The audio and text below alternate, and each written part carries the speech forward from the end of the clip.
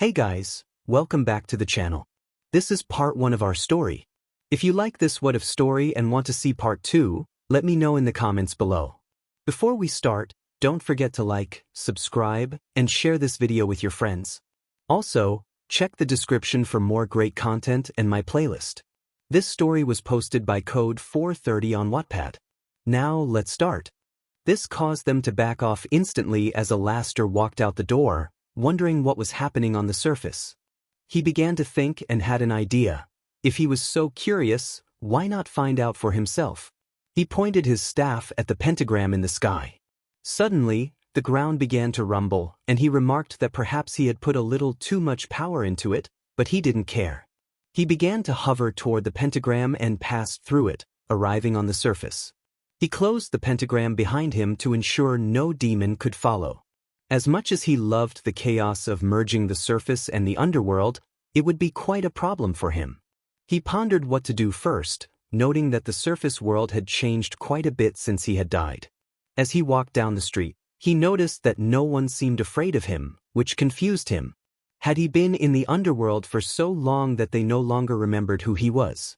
𝐼𝐼𝐼 decided to ask someone what year it was. He approached a very skinny man with hair that seemed too long for him and inquired about the year. The man replied that it was 2XXX. 𝐼𝐼𝐼 thanked him, satisfied with the information, and continued to roam the streets. As he walked, he noticed that many people had unusual physical traits, which he deduced was why no one found him strange. However, he had no idea how they had come to possess such abnormalities. As he continued, he heard someone screaming softly, the sound gradually growing louder until he realized someone was falling toward him. There was a thud, and he looked down to see a skinny boy with green hair. 𝐼𝐼𝐼 poked the boy with his staff to check if he was still alive, receiving only a small grunt in response.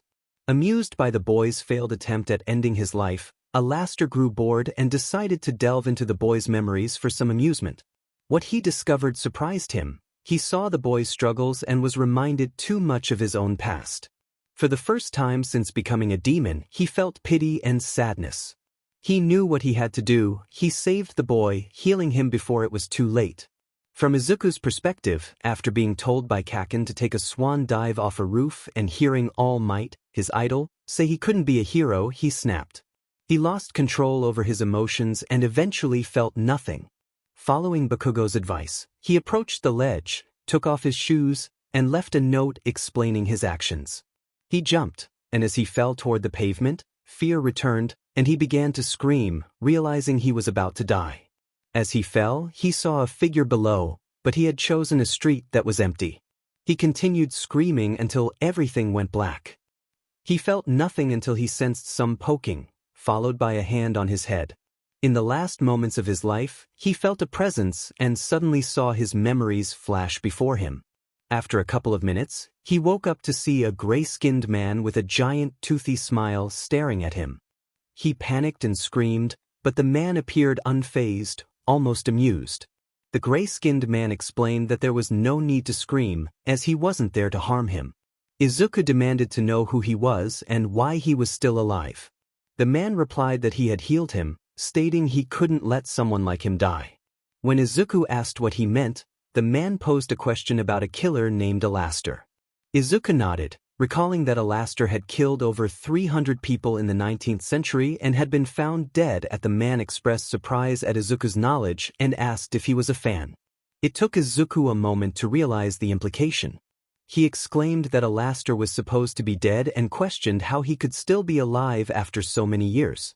The man explained that he had indeed died and spent years in hell, continuing his killing spree and becoming known as the radio demon.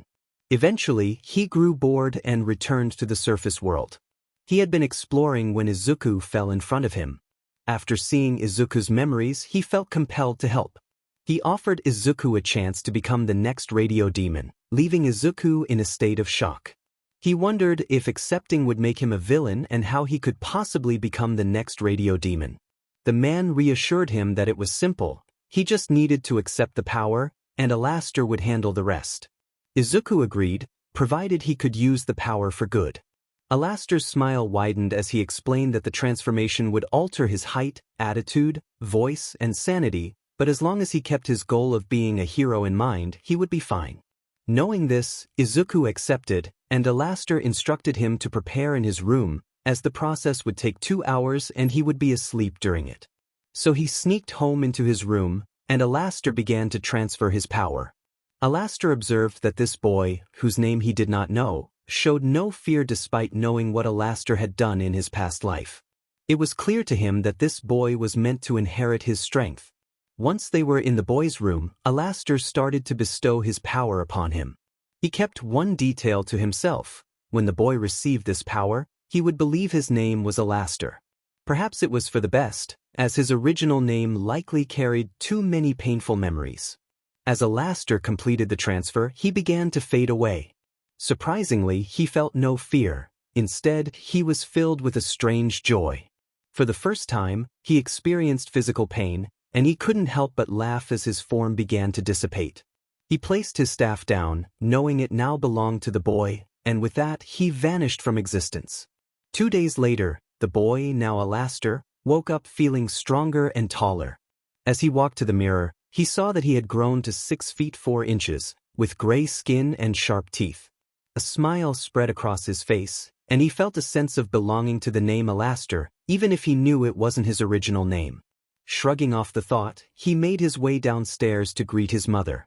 Upon seeing him, she dropped what she was holding in shock and demanded to know who he was and what he had done to her son. 𝐼𝐼𝐼, with a hint of static in his voice, explained that he was simply a late bloomer and that his quirk had manifested. His mother, still wary, asked him to prove his identity by sharing something only her son would know. With confidence, he recalled a childhood memory, and she reluctantly accepted that it was indeed him. She agreed to inform the school that he would be transferring to another one, allowing him to adopt a new name.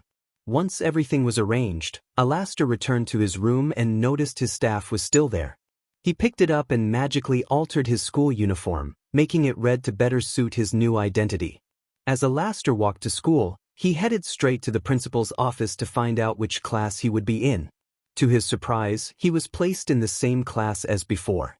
When he stepped out, classmates asked if he knew where he was going, to which he confidently replied, with static in his voice, that he did. Upon reaching his classroom, he waited for the teacher to call him in. When it was his turn, he ducked under the door as he was now too tall for it. With a wide smile, he introduced himself to the class. Spotting 𝐂𝐵𝐸, he approached him and remarked that he should always wear a smile, as one was never fully dressed without it. This comment only fueled 𝐂𝐵𝐸's anger, while the rest of the class watched 𝐼𝐼𝐼 with a mix of fear and curiosity. Even when 𝐂𝐵𝐸 unleashed an explosion aimed at him, filling the room with smoke, 𝐼𝐼𝐼 remained unfazed. As the smoke cleared, he looked at 𝐂𝐵𝐸 with an unyielding smile, ready to face whatever came next. When 𝐼𝐼𝐼's expression shifted, everyone, even those who weren't present, felt the intense aura of his killer intent. This alone frightened 𝐂𝐵𝐸, who realized that his explosions had no effect on 𝐼𝐼𝐼. As 𝐂𝐵𝐸 witnessed the chilling look on 𝐼𝐼𝐼's face, he froze. However, 𝐼𝐼𝐼 returned to his usual demeanor and took a seat at the only available spot. The following days passed without incident. No one bothered him, and he felt no urge to harm anyone. On the day the teacher distributed career forms, he tossed them into the air and declared that everyone was aiming for the hero course. The class erupted in cheers, showcasing their quirks, except for 2 students, one of whom remained silent. 𝐂𝐵𝐸, the user of the explosion quirk, scoffed at the others, claiming they would be lucky to be sidekicks to lesser heroes. His words ignited anger among his classmates. Defending himself, 𝐂𝐵𝐸 boasted about acing all the mock tests for you, and insisted it was the only school worthy of him. As he continued to brag, 𝐼𝐼𝐼's voice, laced with static, interrupted him, warning that such arrogance could lead to his downfall and that he wasn't the only one aiming for you. 𝐂𝐵𝐸's pride flared, and he attempted to strike 𝐼𝐼𝐼 with an explosion again, but it had no effect. 𝐼𝐼𝐼's gaze turned ominous, and just as he was about to reveal his unsettling expression again, the teacher intervened. The day concluded, and as 𝐼𝐼𝐼 prepared to leave, 𝐂𝐵𝐸 felt an urge to confront him, but something held him back. 𝐼𝐼𝐼 exited the building and made his way home. 10 months passed, and before 𝐼𝐼𝐼𝐿 realized it, the day of the entrance exam had arrived. As he got ready, he noticed the exam was set to begin at 10 a.m., and it was already 9:45 a.m. He had no time for breakfast, though he usually made it a habit for his mother's sake. Grabbing his staff from the door, he changed into his signature red suit and hurried to the exam location. While walking, he noticed a girl trip over her own feet and begin to fall. 𝐼𝐼𝐼𝐿 swiftly caught her. Observing her lack of a smile, he remarked that it was fortunate he had caught her, as she would have had quite a fall. He encouraged her to smile, suggesting that it would help her perform better in the exam. The girl apologized for taking up his time, to which 𝐼𝐼𝐼𝐿 reassured her that it was no trouble, and they should hurry to avoid being late. As 𝐼𝐼𝐼𝐿 took his seat, the presentation began. A loud blonde man started explaining the exam, but a blue-haired boy interrupted, pointing out that there were 4 faux villains listed. 𝐼𝐼𝐼𝐿 wasn't paying much attention until the boy singled him out, questioning why he was smiling, implying it was unsettling. 𝐾𝐿, seated next to 𝐼𝐼𝐼𝐿, looked alarmed at the blue-haired boy's boldness. 𝐼𝐼𝐼𝐿 turned his head completely around, maintaining his eerie smile, and pointed out that the boy had interrupted the loud man before he could finish. The blonde man thanked the blue-haired boy for his input and clarified that the 4th villain was worth 0 points and merely an obstacle to avoid. With that, he concluded the briefing. As 𝐼𝐼𝐼𝐿 made his way to the battle center, he noticed the brown-haired girl looking anxious.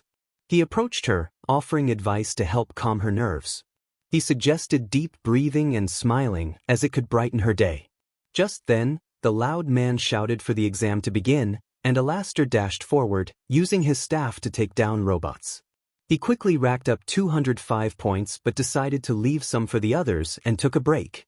Turning his head to wave at a nearby camera, he startled the judges, prompting them to send out the 0-pointer to distract him. As the ground trembled, 𝐼𝐼𝐼𝐿 turned his attention to the source of the disturbance, still smiling. He laughed at the chaos unfolding around him until he heard a familiar voice calling for help. 𝐼𝐼𝐼𝐿 jumped down and faced the giant robot, his eyes wild as he confronted the 0-pointer. The staff watched in horror as his expression remained unsettlingly cheerful while he dismantled the 0-pointer. They feared and wondered just how powerful he truly was. After finishing off the 0-pointer, 𝐼𝐼𝐼𝐿 noticed the shocked expressions on everyone's faces, but he didn't mind. He walked over to a girl with brown hair, lifting the rubble off her leg before leaving her in the care of an elderly woman who approached to help. With that, he headed home. 2 weeks later, 𝐼𝐼𝐼𝐿 received a letter informing him that he had been accepted into UA, having placed first with a total of 655 points, breaking 𝐼𝐼𝐼𝐿's record. The announcement that 𝐼𝐼𝐼𝐿 would be teaching at UA added to his excitement. After the hologram presentation, he shared the good news with his mother, who nearly fainted from crying tears of joy. Realizing something important, 𝐼𝐼𝐼𝐿 noticed his room was filled with 𝐼𝐼𝐼𝐼𝐿 merchandise. He decided to redesign it with his staff, taking down many posters and painting the walls red and black, putting up new decorations in the process. As 𝐼𝐼𝐼𝐿 woke up one morning, he realized it was much earlier than usual. He felt as though he had forgotten something but shrugged it off, thinking it probably wasn't important. With his voice crackling with static, he transformed into his red suit and decided to explore. While walking, he noticed many students in UA uniforms and suddenly remembered that he might miss the first day of school if he didn't hurry. He made his way to UA, and upon arriving at the gate, he saw the media trying to interview some students. As he approached, a reporter touched his shoulder to get his attention. A scruffy-looking man nearby observed the interaction and thought to himself that this was not going to end well. In an instant, 𝐼𝐼𝐼𝐿 turned his head, his wide smile unwavering, and with a voice filled with static, he warned the reporter that the next time she touched him would be the last time she had hands. After that, 𝐼𝐼𝐼𝐿 made his way to Class 1A while looking at the giant door. He muttered to himself, "Overkill," before opening the door to find 𝐒𝐿 and the blue-haired boy arguing. 𝐼𝐼𝐼𝐼𝐿 had no idea what they were arguing about, but he decided to interrupt with his static-laden voice that captured everyone's attention. He remarked that he didn't realize he had signed up for a daycare. Upon hearing this, 𝐒𝐿 let his pride get the better of him and yelled, but when he saw who had spoken, he froze in fear. The class was puzzled by Bakugo's reaction, and soon they noticed that the blue-haired boy also wore an expression of fear.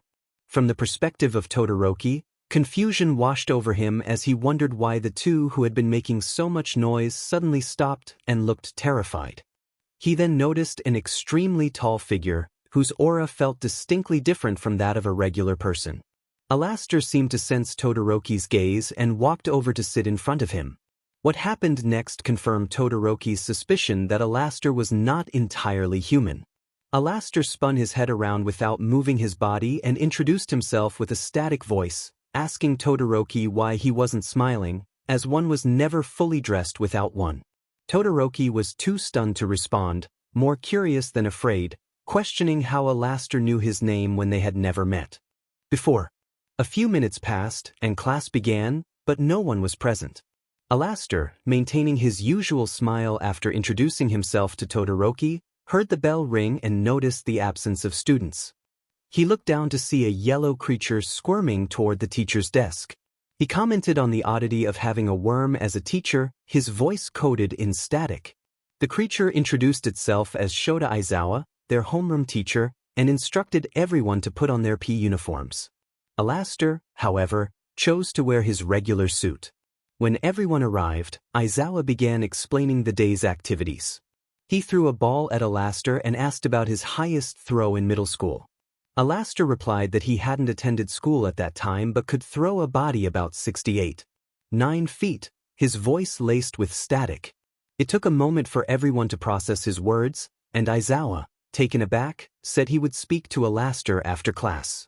After 𝐼𝐼𝐴 hit the ball with his staff, it created 3 distinct rings in the sky, causing everyone to look as if they had seen a ghost.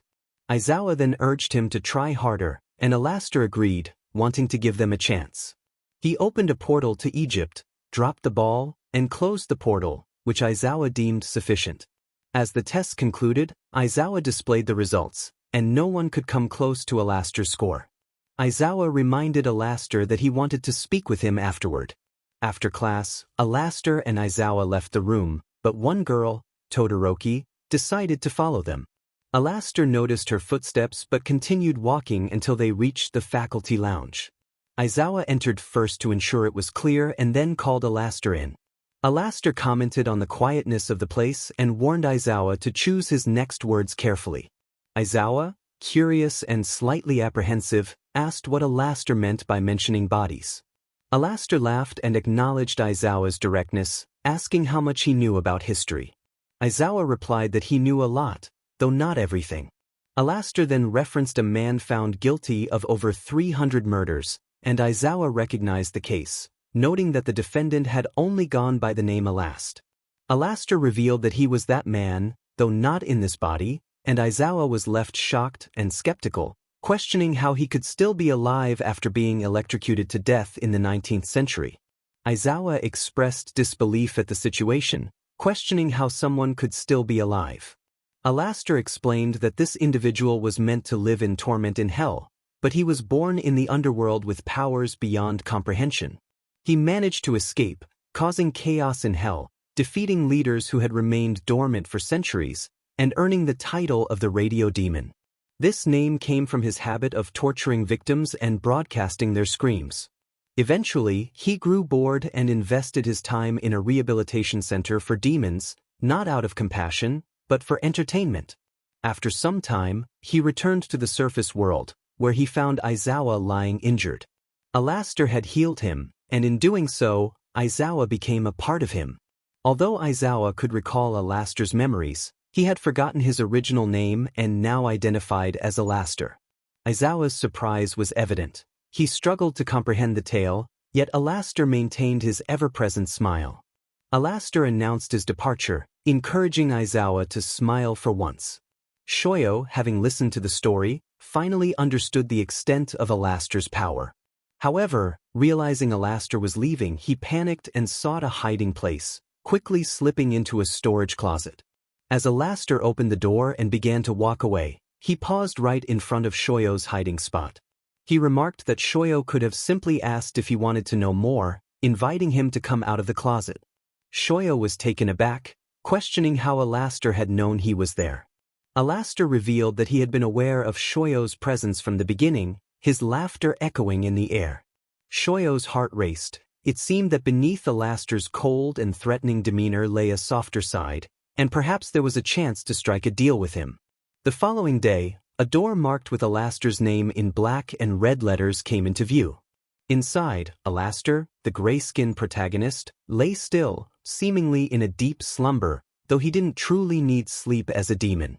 Red interrupted, expressing frustration at White's commentary. White insisted they should move on, questioning Black's silence. Red continued to complain, but White's inquiry about Black's quietness went unanswered.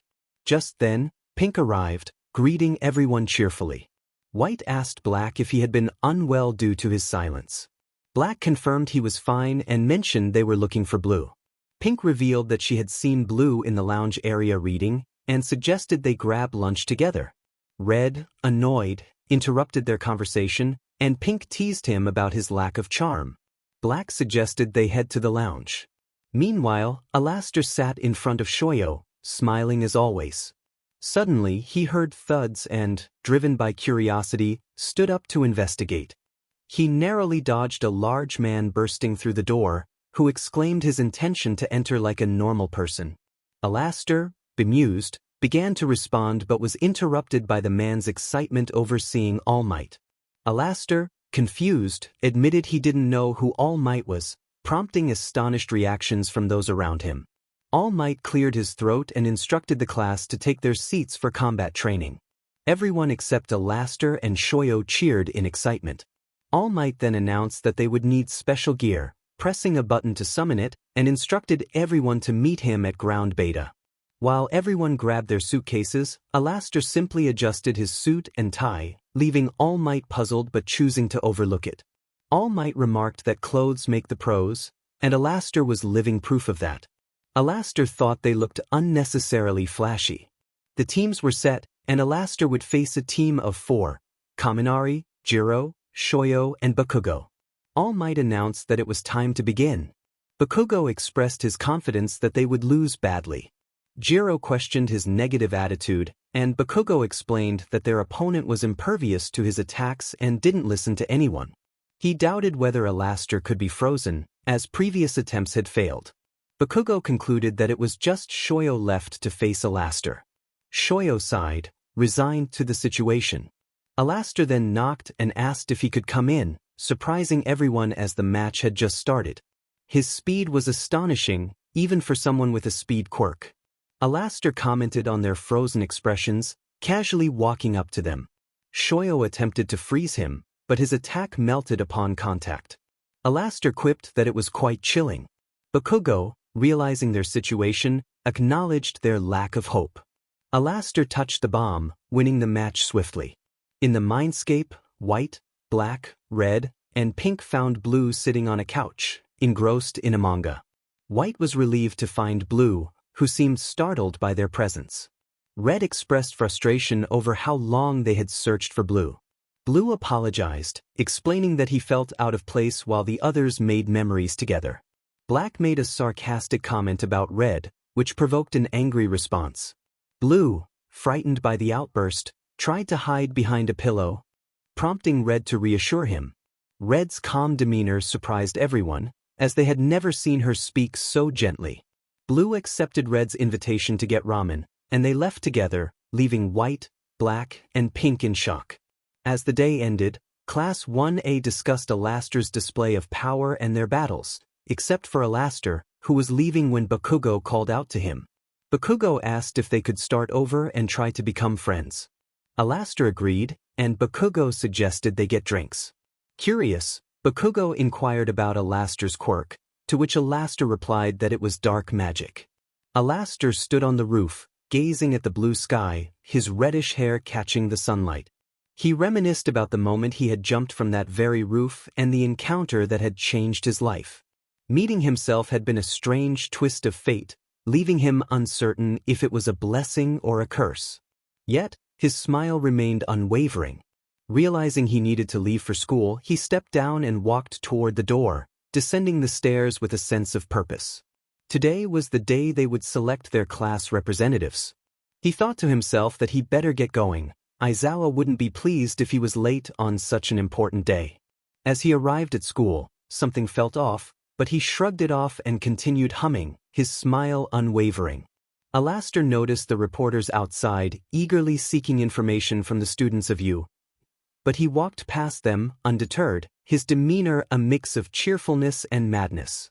Upon entering the classroom, he stopped humming and greeted his classmates with a bright smile. He noticed Shiro and Momo were already there.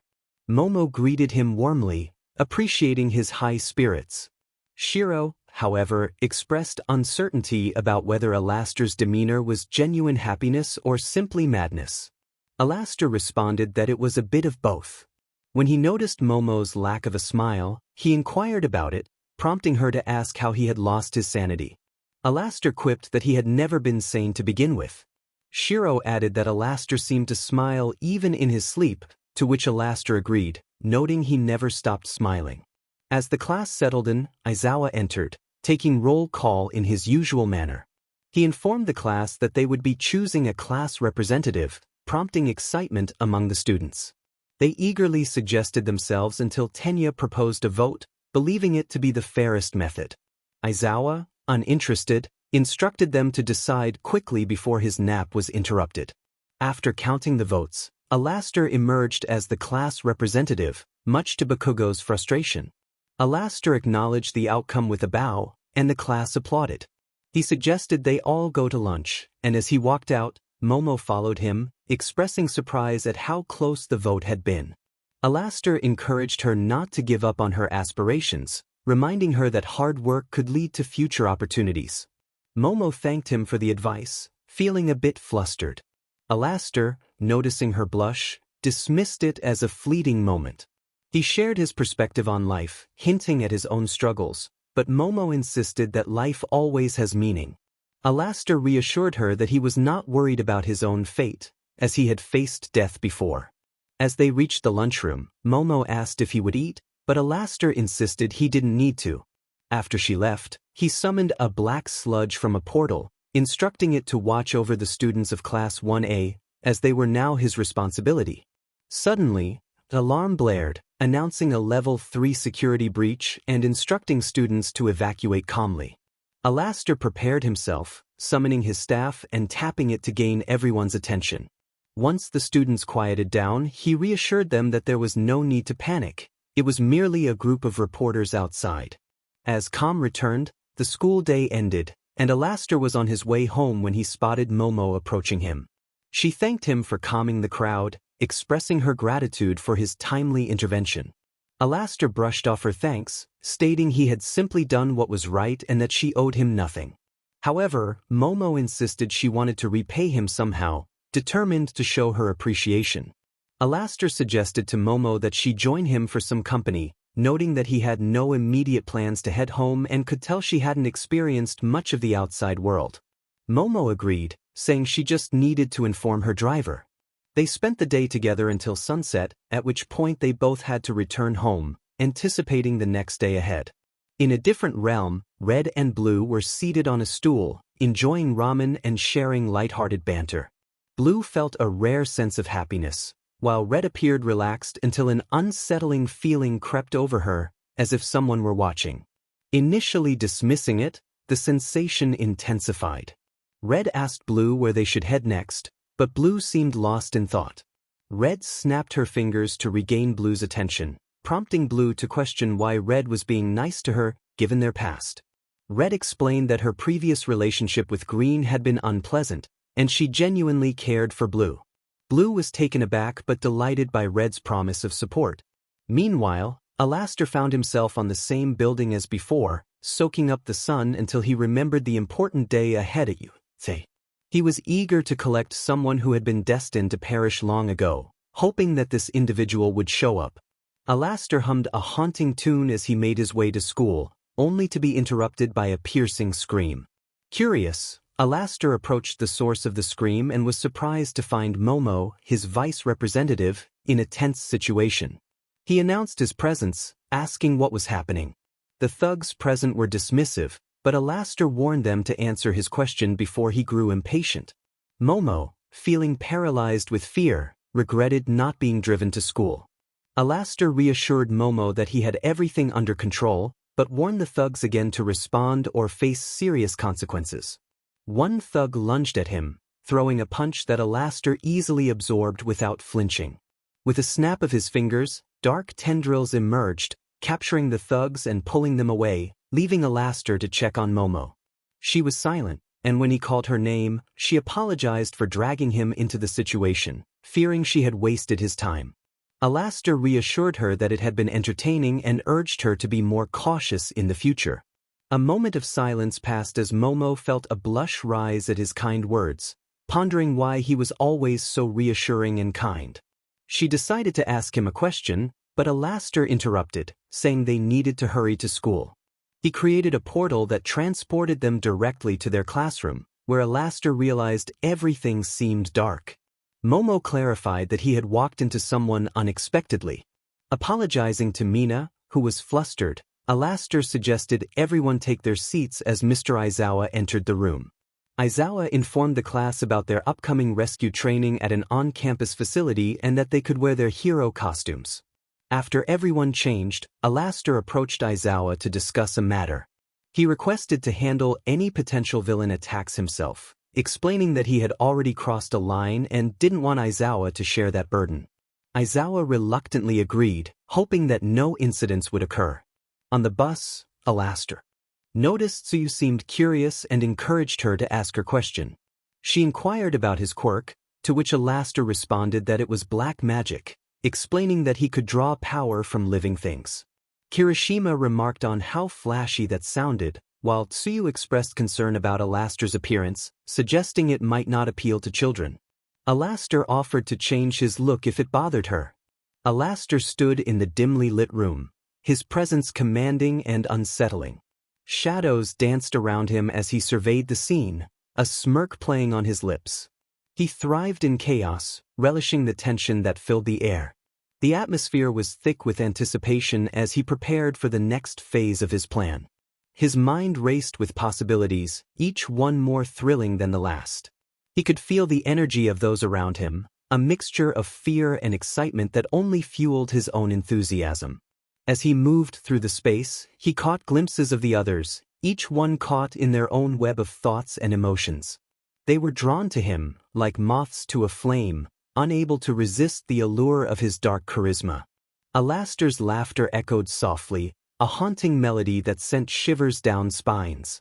He reveled in the power he held over them, knowing that their fates were intertwined with his own.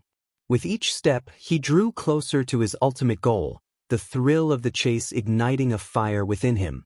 In that moment, he was not just a figure of darkness. He was a force of nature, unstoppable and relentless. The world around him faded away as he focused on what lay ahead, ready to embrace whatever challenges awaited him. 𝐼𝐻𝐿 stood at the edge of the forest, his eyes scanning the shadows that danced between the trees.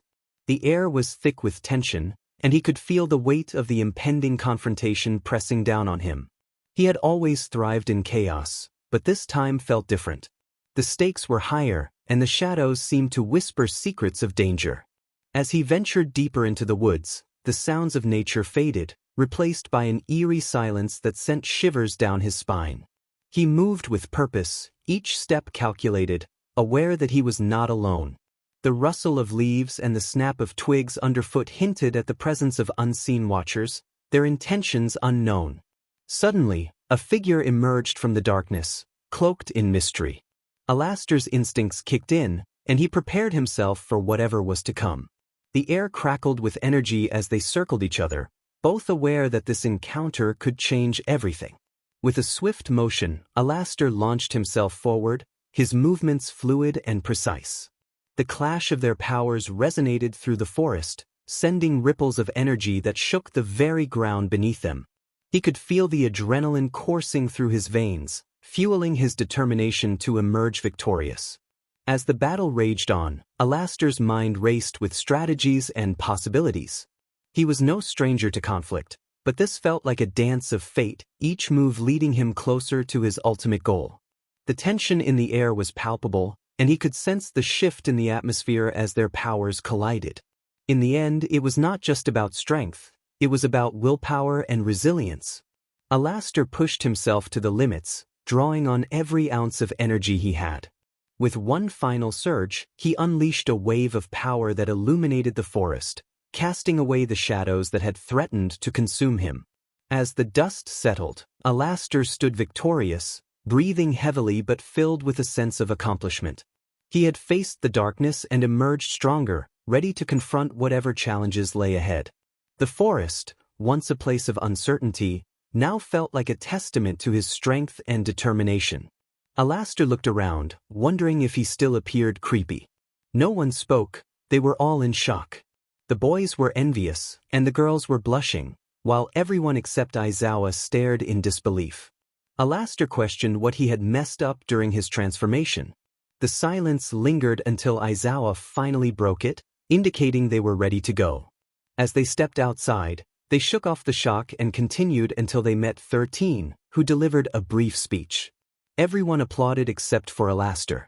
Izuku began to address the class, but his words were interrupted when the lights went out, and a black-purple mist filled the center of the building, accompanied by a group of villains. 𝐼𝐼𝐼 reminded Izuku of his earlier warning. Izuku acknowledged it, urging 𝐼𝐼𝐼 not to eliminate them all. 𝐼𝐼𝐼 shrugged, stating he made no promises. He walked down the stairs, noticing villains lining up to attack him. As they fired at him, nothing happened, he continued walking undeterred. Annoyed by their attempts to obstruct him, he snapped his fingers. In an instant, the scene transformed into chaos, with every villain who had dared to attack him now incapacitated. 𝐼𝐼𝐼 sighed, expressing his disappointment at getting BLD on his suit. He then addressed the villain named 𝗟𝗏, who was ordered to attack him. With a swift movement, 𝗟𝗏 punched 𝐼𝐼𝐼 in the chest, causing everyone to fear for their classmates' safety. 𝐼𝐼𝐼 acknowledged the punch, noting its strength, but 𝗟𝗏 continued to strike him repeatedly at incredible speed. 𝐼𝐼𝐼 finally asked if he could speak, and once he had the chance, he instructed 𝗟𝗏 to move aside, as he wanted to converse with the villain in charge. 𝐼𝐼𝐼 then sent 𝗟𝗏 flying across the area with a flick of his staff. He turned his attention to the leader, inquiring about his name. The leader, frustrated, accused 𝐼𝐼𝐼 of cheating. 𝐼𝐼𝐼 responded with a playful remark, suggesting the leader stop acting like a child. The leader scratched his neck in agitation. 𝐼𝐼𝐼 asked another villain if the leader was always like this, to which the villain confirmed it was a common occurrence. 𝐼𝐼𝐼 introduced himself and expressed his appreciation for a civil conversation. 𝗟𝗏, the villain, asked why 𝐼𝐼𝐼 wanted to talk to them, noting that he could easily defeat them. 𝐼𝐼𝐼 explained that he was interested in the whereabouts of all for one. 𝗟𝗏, curious about 𝐼𝐼𝐼's knowledge of their 𝐒𝐻𝐼, asked for more information. 𝐼𝐼𝐼 reiterated his name and mentioned he had let them go to avoid further conflict, suggesting the leader needed to mature quickly. 𝗟𝗏 acknowledged this and wished 𝐼𝐼𝐼 well before they teleported away. With a snap of his fingers, 𝐼𝐼𝐼 cleaned up the scene, ensuring everything was spotless, including his suit. He returned upstairs, where he found some mess and cleaned it up as well. 𝐼𝐼𝐼 checked on everyone, asking if they were all right. He then offered to erase their memories of the encounter, which Izuku agreed would be best. 𝐼𝐼𝐼 explained that he aimed to eliminate the problem at its source. He snapped his fingers again, altering the students' memories to reflect that he had defeated the villains without causing any fatalities. Kirishima expressed his admiration for 𝐼𝐼𝐼's strength, marveling at how he had handled the situation. 𝐼𝐼𝐼 explained that he had sent the villains through a portal to the police. The students began to cheer and congratulate him for his impressive feat. 𝐼𝐼𝐼 smiled warmly at them, a genuine expression that made the girls blush once more. He then announced his hunger and reminisced about his mother's recipe for a dish called 𝗟𝗶𝗸, sharing a light-hearted laugh. With a sense of anticipation, 𝐼𝐼𝐼 hinted that this was just the beginning of their adventures together. 𝗟𝗏 informed him of his name, and 𝐼𝐼𝐼 realized there was no escape. He thought to himself that there was no use dwelling on it now. He had more important matters to attend to. Then, he considered adding a bit of excitement to his day. With that thought, he leaped off the roof. As he landed, he quickly acknowledged that he hadn't thought this through at all. Suddenly, a voice called out to him. 𝐼𝐼𝐼 turned to see Mina approaching. He greeted her with a casual tone, curious about her presence on this route. Mina expressed concern for his well-being after his fall from the 20-story building. 𝐼𝐼𝐼 reassured her that he was perfectly fine and inquired about her unusual route that day. Mina, slightly flustered, explained that she had woken up late and had to rush to catch her train, skipping breakfast in the process. 𝐼𝐼𝐼 offered to get her something to eat quickly, and Mina's eyes lit up with excitement when he agreed. She requested a bacon cheeseburger, and with a snap, 𝐼𝐼𝐼 produced it for her, reminding her to eat while they walked to school. Mina happily complied. As they continued their journey, they chatted until they encountered Momo and Bakugo. 𝐼𝐼𝐼 greeted them with surprise, noting it was unexpected to see them together. Momo explained that they had just run into each other, and 𝐼𝐼𝐼 confirmed that he and Mina had crossed paths by chance. Mina playfully remarked that 𝐼𝐼𝐼 had nearly crushed her when he jumped off the building. Bakugo, confused, asked what she meant by crushed. 𝐼𝐼𝐼 explained his leap was meant to add some excitement to the day, but Momo scolded him for his reckless behavior, reminding him that his life had value. 𝐼𝐼𝐼 defended himself by stating that he couldn't die. They decided to keep moving as they still had school to attend. Soon enough, they arrived just in time, avoiding any trouble with Aizawa for being late. As they settled into their seats, Aizawa entered the classroom with an announcement, revealing that the school sports festival was just 3 days away. 𝐼𝐼𝐼, relieved that the rest of their classes were cancelled, expressed his gratitude for the news. Mina approached 𝐼𝐼𝐼, bubbling with excitement about the upcoming sports festival. 𝐼𝐼𝐼, curious, asked what it entailed. Mina explained that it was an annual event at 𝐒𝐮𝐦𝐦𝐃𝐞𝐭𝐚𝐢𝐥𝐬, where first years competed against each other, and he listened intently, appreciating her enthusiasm. She then inquired why he referred to every female as my dear or darling. 𝐼𝐼𝐼 explained that he believed it uplifted people when spoken to in an affectionate manner, complimenting their beauty. Mina blushed at his words, leaving 𝐼𝐼𝐼 puzzled about her reaction. He decided to change the subject and suggested they leave the classroom so he could teach her something. As he opened the door, they were met with a crowd blocking the hallway. 𝐼𝐼𝐼 noted the unusual number of people gathered, reminiscent of a recent panic. One individual in the crowd confronted 𝐼𝐼𝐼, questioning his confidence. 𝐼𝐼𝐼 responded with a calm demeanor, explaining he was simply trying to leave with Mina. The person continued to taunt him, mentioning rumors about 𝐼𝐼𝐼's past and suggesting he was unworthy of being at the school. 𝐼𝐼𝐼, maintaining his composure, warned the individual that while he could tolerate insults directed at himself, he would not allow anyone to disrespect his friend. He firmly suggested that the person reconsider their approach before things escalated further. 𝐼𝐼𝐼 observed the change in demeanor around him, noting the fear etched on everyone's faces except for his classmates. After a brief moment, they all departed, leaving 𝐼𝐼𝐼 to address his class. He acknowledged the tension that had just unfolded, apologizing for losing his composure. His classmates responded with enthusiasm, expressing how impressive his actions had been. They admired his bravery, particularly Kirishima, who commented on the manliness of his defense. 𝐼𝐼𝐼, feeling pleased by their reactions, acknowledged their compliments. Mina then approached 𝐼𝐼𝐼, seeking a moment to speak with him. She expressed her gratitude, sharing that no one had ever stood up for her before. 𝐼𝐼𝐼 reassured her that there was no need for thanks and reminded her of his intention to teach her something important. Curious, Mina inquired about their destination as they walked. 𝐼𝐼𝐼 revealed that they had arrived at 𝗟𝗶H Municipal Beach, a appealing location marred by litter. He explained that this was the place where her training would begin. Mina was puzzled, asking what kind of training it would be. 𝐼𝐼𝐼 clarified that he intended to teach her basic dark magic for self-defense, especially after the recent confrontation with a troublesome individual. Mina was surprised, questioning how he could teach her something that seemed to be his quirk. 𝐼𝐼𝐼 clarified that dark magic was a skill anyone could learn, not limited to quirks. Mina was intrigued and eager to start. 𝐼𝐼𝐼 instructed her to close her eyes and extend her hand. As he moved his hand over hers, a sigil appeared on the back of her hand. When she opened her eyes, One glowed red, allowing her to perceive the world differently. 𝐼𝐼𝐻𝐿 noted her reaction, pleased that she had the capacity to learn. Mina was curious about the symbol on her hand, and 𝐼𝐼𝐻𝐿 explained that it indicated her potential for dark magic. He encouraged her to focus on the life force within the nearby garbage pile. Mina pointed out the green energy she could see, surprising 𝐼𝐼𝐻𝐿 with her perceptiveness. He acknowledged that someone had taken an interest in her abilities. As she attempted to draw the life force to her, 𝐼𝐻𝐿 instructed her to take all of it, given the pile was merely trash. As she concentrated, the garbage transformed into dust. 𝐼𝐻𝐿 explained that this was the result of extracting all the life force from an object. He then guided her to condense that energy into an item of her choice. With focus, Mina created a pink handbag from the life force. 𝐼𝐻𝐿 praised her success, highlighting the versatility of black magic.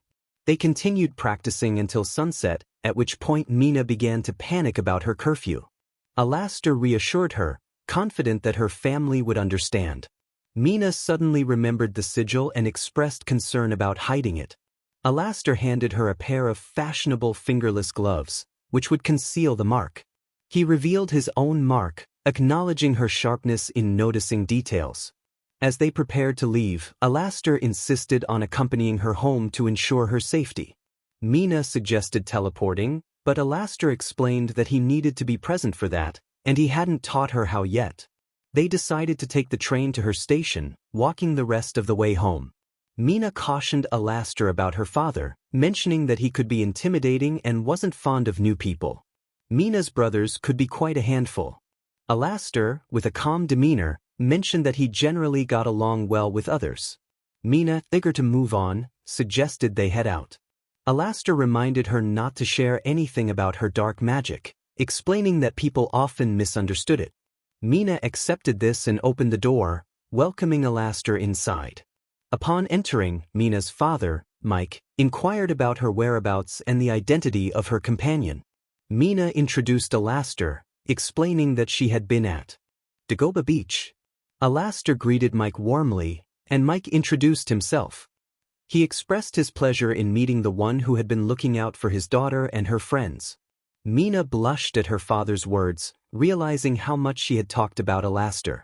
𝐼𝐻𝐿 explained that he had been helping Mina learn to use her quirk more effectively, which had led to them losing track of time. Mike, relieved, smiled at 𝐼𝐻𝐿 and invited him to make himself at home, mentioning that his wife was cooking. Mina groaned, recalling her mother's less-than-stellar cooking skills, but Mike insisted he couldn't refuse her. Mina decided to introduce 𝐼𝐻𝐿 to the rest of the family. As they headed upstairs, Mike jokingly warned Mina not to sneak off to her room, which made her exclaim in embarrassment. 𝐼𝐻𝐿 reassured Mike that it was just how he spoke to friends. Once they reached her older brother Mac's room, Mina knocked and called out to him. Mac welcomed her in, and she introduced 𝐼𝐻𝐿 as her friend who was staying over. Mac greeted 𝐼𝐻𝐿, expressing his excitement to meet the person Mina had been talking about. 𝐼𝐻𝐿 returned the sentiment and mentioned he had heard about Mac from their father. Mac, intrigued, asked if 𝐼𝐻𝐿 played guitar, to which 𝐼𝐻𝐿 confirmed he did. Mac requested a performance, and 𝐼𝐻𝐿 obliged, playing a song that left Mac in awe. Mina was surprised to learn of 𝐼𝐻𝐿's talent, having never heard him mention it before. After their brief jam session, Mina suggested they visit her little sister Mika's room. She warned 𝐼𝐻𝐿 that Mika was a quirk enthusiast who would likely ask him many questions. Mina knocked on the door, and Mika invited them in. Mina introduced 𝐼𝐻𝐿, and Mika's eyes lit up with excitement as she bombarded him with questions about his strength and quirk. 𝐼𝐻𝐿 patiently explained that his quirk was black magic, which allowed him to do nearly anything without consequences. Mika was amazed that he had no drawbacks and pressed him about his encounters with villains. 𝐼𝐻𝐿 clarified that while he had faced many, some were just low-level thugs, and the larger opponents were often slow and easy to outmaneuver. Satisfied for the moment, Mika promised to ask more questions later. Just then, Mike called everyone to dinner. Mina gathered her siblings and 𝐼𝐻𝐿, and they made their way downstairs. Upon arrival, Mike's wife, Cassandra, greeted 𝐼𝐻𝐿 and apologized for not being able to welcome him earlier due to her cooking. 𝗟𝗚 complimented the meal, and Cassandra introduced herself. Curious about the dish, 𝗟𝗚 offered to enhance its flavor. Cassandra welcomed his input, and with a snap of his fingers, he added various 𝗟𝗍s and ingredients.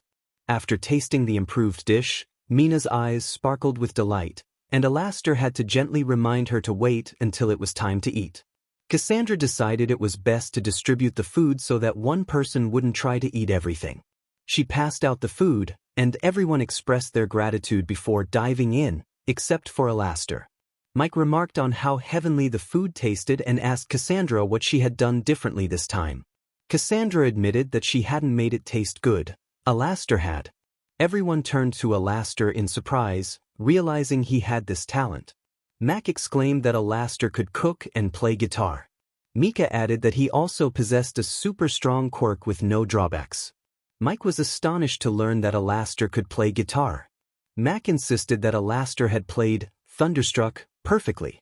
Mike, skeptical, challenged Mac to bring his guitar so he could see for himself. Mac was eager to hear 𝗟𝗚 play again and rushed to his room to set up in the living room. Once everything was ready, everyone gathered around to listen to 𝗟𝗚. He asked if anyone had song requests.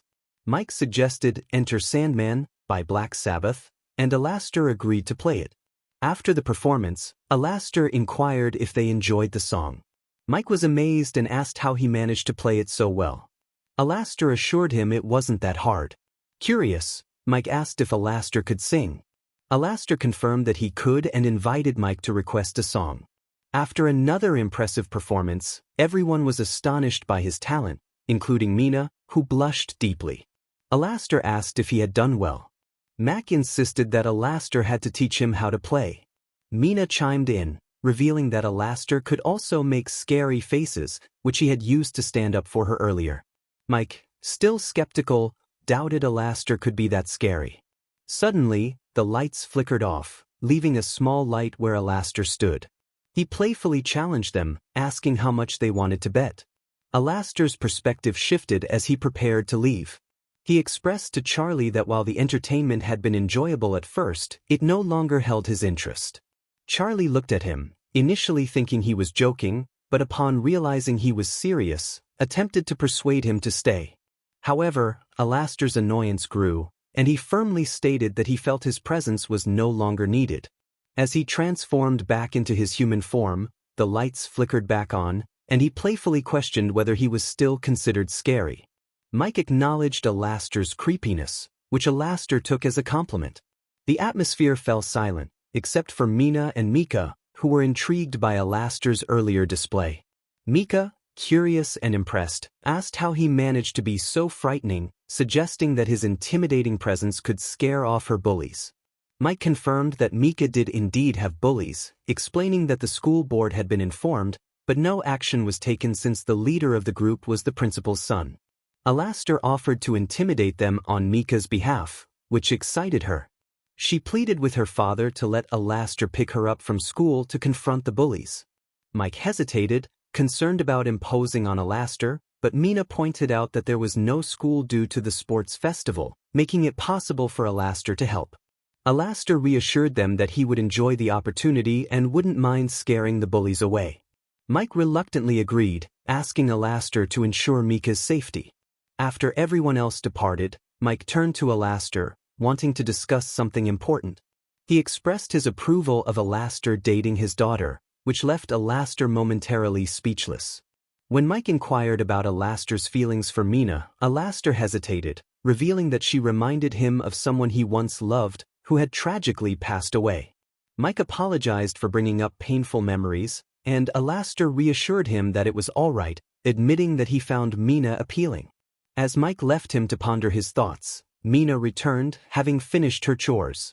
She asked if her father had embarrassed 𝗟𝗚, to which he replied with a question about her trust in him. Mina explained that she sensed the goodness in him, despite his outward demeanor, which reminded 𝗟𝗚 of Charlie. When Mina asked about Charlie, 𝗟𝗚 dismissed it for the moment and suggested she get some rest. Mina agreed but asked where he would sleep. 𝗟𝗚 assured her he could manage on the couch, encouraging her to go to bed. After she wished him good night, 𝗟𝗚 reflected on their conversation. Later, Mika surprised 𝐼𝐼𝐻𝐿 by calling him Big Brother, explaining that it was because he was protective like her actual brother. 𝐼𝐼𝐻𝐿, taken aback, accepted the title, feeling a warmth at her words. Mina observed this exchange and noted that her family seemed to like him, causing 𝐼𝐼𝐻𝐿 to blush lightly. Mina startled her classmates after 𝐼𝐼𝐻𝐿 did, causing them to embarrass themselves. 𝐼𝐼𝐻𝐿 then appeared in front of Mika. 𝐼𝐼𝐻𝐿 encouraged Mika to gather everyone and show them what had happened, advising her to act quickly. Mika expressed her gratitude, calling 𝐼𝐻𝐿 the best. 𝐼𝐻𝐿, eager to continue the fun, vanished again, while Mika rushed to reveal the incident to others, turning the three into the laughingstock of the school. After taking one last look at their handiwork, 𝐼𝐻𝐿 and Mina decided to leave the scene.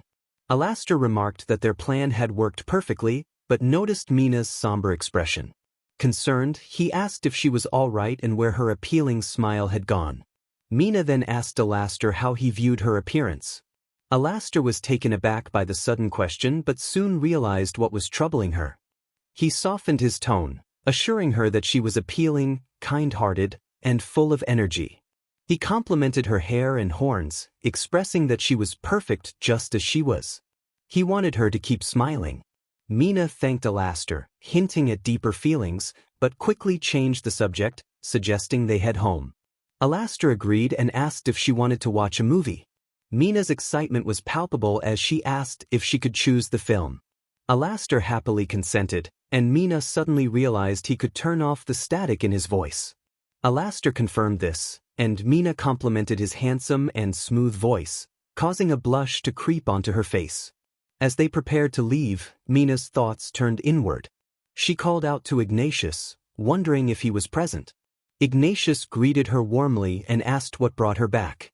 Mina inquired about 𝐴𝐿𝐿, and 𝐒𝐮𝐽𝐻𝐿 explained that she was 𝐼𝐻𝐿's first student, vibrant and full of life, but ultimately became corrupt. 𝐼𝐻𝐿 had to stop her, which was painful for him as they had a father-daughter bond. Mina understood now why 𝐼𝐻𝐿 had been hesitant to discuss 𝐴𝐿𝐿. 𝐒𝐮𝐽𝐻𝐿 then asked Mina to promise not to betray 𝐼𝐻𝐿 and to ensure he never acted against his better judgment. Mina agreed without hesitation. 𝐒𝐮𝐽𝐻𝐿 assured her that she would learn quickly, but it might be a bit uncomfortable. With a snap of his fingers, Mina felt a brief burning sensation in her head, followed by a flood of memories revealing 𝐼𝐻𝐿's past heartbreak. She fought back tears, determined to stay strong. 𝐒𝐮𝐽𝐻𝐿 confirmed that she now possessed knowledge of black magic. Grateful, Mina vowed never to hurt 𝐼𝐻𝐿, fearing her heart couldn't bear it. 𝐒𝐮𝐽𝐻𝐿 acknowledged her promise and called for 𝐼𝐻𝐿 to join them. 𝐼𝐻𝐿 appeared, smiling at Mina with genuine happiness. He expressed his surprise at her resilience and welcomed her into the Brotherhood of Black Magic, noting that she had achieved what 𝐴𝐿𝐿 could not. Mina, curious, asked what he meant. 𝐼𝐻𝐿 revealed that she had won his feelings. He then pulled her close, sharing a tender moment that caught her off guard but soon melted away any surprise. They shared a heartfelt connection for several moments before breaking apart. 𝐼𝐻𝐿 then asked Mina if she would be his, and her joy was evident as she hugged him tightly, affirming her longing to belong to him. Both blushed, their smiles radiating happiness. Mina expressed concern about what would happen when she died, but 𝐼𝐻𝐿 reassured her that joining the Brotherhood granted her immortality, easing her worries. Mina hugged him tightly again, reaching up on her toes to kiss him once more. They lingered in that moment before 𝐒𝐮𝐽𝐻𝐿 interrupted, expressing his happiness for them and apologizing for the awkwardness. He reminded them that others were calling for them and congratulated them before they exited hand in hand, ready to face whatever came next. Mac welcomed them back, mentioning that dinner was ready and their mother had gone all out, sensing something special was about to happen. Now they needed to wash up. 𝐼𝐻𝐿 thanked his brother for waking them up, and Mac, initially confused, soon understood the situation. He decided to give them a moment before heading off. Mina expressed her gratitude, and Mac reminded them to share their news with the others at dinner before he did. After Mac left, 𝐼𝐻𝐿 and Mina exchanged a quick kiss before washing their hands. They met again before anyone else arrived to eat. 𝐼𝐻𝐿 greeted Mina with a compliment, and she playfully told him to be quiet. Hand in hand, they walked to the table and took their seats, joining in the lively conversations around them. Soon, 𝐼𝐼 and Mina tapped their glasses with their forks, capturing everyone's attention. Mina announced that they had something to share, and together they revealed that they were officially together. The room erupted in cheers and congratulations, with everyone expressing their happiness for the couple. Cassandra remarked on her intuition being correct, and everyone's excitement grew at the mention of cake. Mina explained that while her mother might not be the best cook, she was an excellent baker with her own bakery. 𝐼𝐼, not particularly fond of sweets, decided to give it a try. As they sliced the cake together, 𝐼𝐼 was pleasantly surprised by the taste, admitting that Mina had changed his view on sweets. Cassandra encouraged him to call her mom, which he agreed to do. Mike chimed in, teasing that he thought they would never get together given how long it took. After dinner, they all washed the dishes and prepared for bed. As 𝐼𝐼 started to head to the couch, Mina playfully insisted that he sleep with her instead. He reluctantly agreed, and they went upstairs to get ready for bed. After turning off the lights, they shared another kiss before settling in. Mina wished 𝐼𝐼 good night, expressing her love, and he returned the sentiment. As they drifted off to sleep, they both felt the need to speak with their 𝐒𝐮𝐲𝐬. 𝐼𝐼 greeted Ignatius, who noted that their meeting with Mina's parents had gone well. Mina confirmed this, and Ignatius revealed that he had important information to share. He explained their mission to hunt down individuals who needed to be dealt with, listing several names, including some dangerous targets. Mina acknowledged the seriousness of their task, and both she and 𝐼𝐼 promised not to fail. Ignatius then inquired about how Mina's parents reacted to their relationship, and 𝐼𝐼 teased Ignatius about his excitement. Mina recounted the events of the evening, and Ignatius expressed his joy, squealing in delight. 𝐼𝐼 and Mina shared a kiss before Ignatius reminded them to return to their duties, offering to provide information when he could. They bid him farewell and left hand in hand, waking up the next morning in each other's arms. 𝐼𝐼 greeted Mina with a morning compliment, and she returned the sentiment. He mentioned needing to make breakfast for everyone, and she promised to see him downstairs. After a quick kiss, he headed to the kitchen, where Mina soon joined him, kissing him on the cheek. The day unfolded peacefully as they watched a movie, cuddled, picked Mika up from school, and went shopping, enjoying their blissful time together. 𝐼𝐼 was the first to wake up. He yawned and thought about how Mina still hadn't stirred.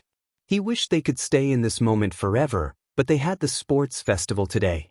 Mina eventually woke up, still sleepy, but greeted 𝐼𝐼 with her usual bright smile, hugging him tighter and giving him a quick kiss.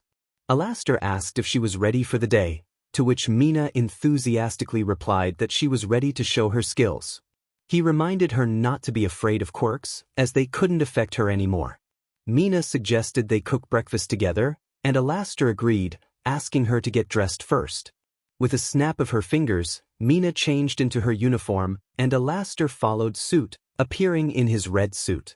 They were both ready for the day and headed downstairs to prepare breakfast for everyone. After eating, they walked to school while chatting. Mina wondered how well they would do at the festival. 𝐼𝐼 reassured her that since they could negate quirks and both knew black magic, they would be just fine.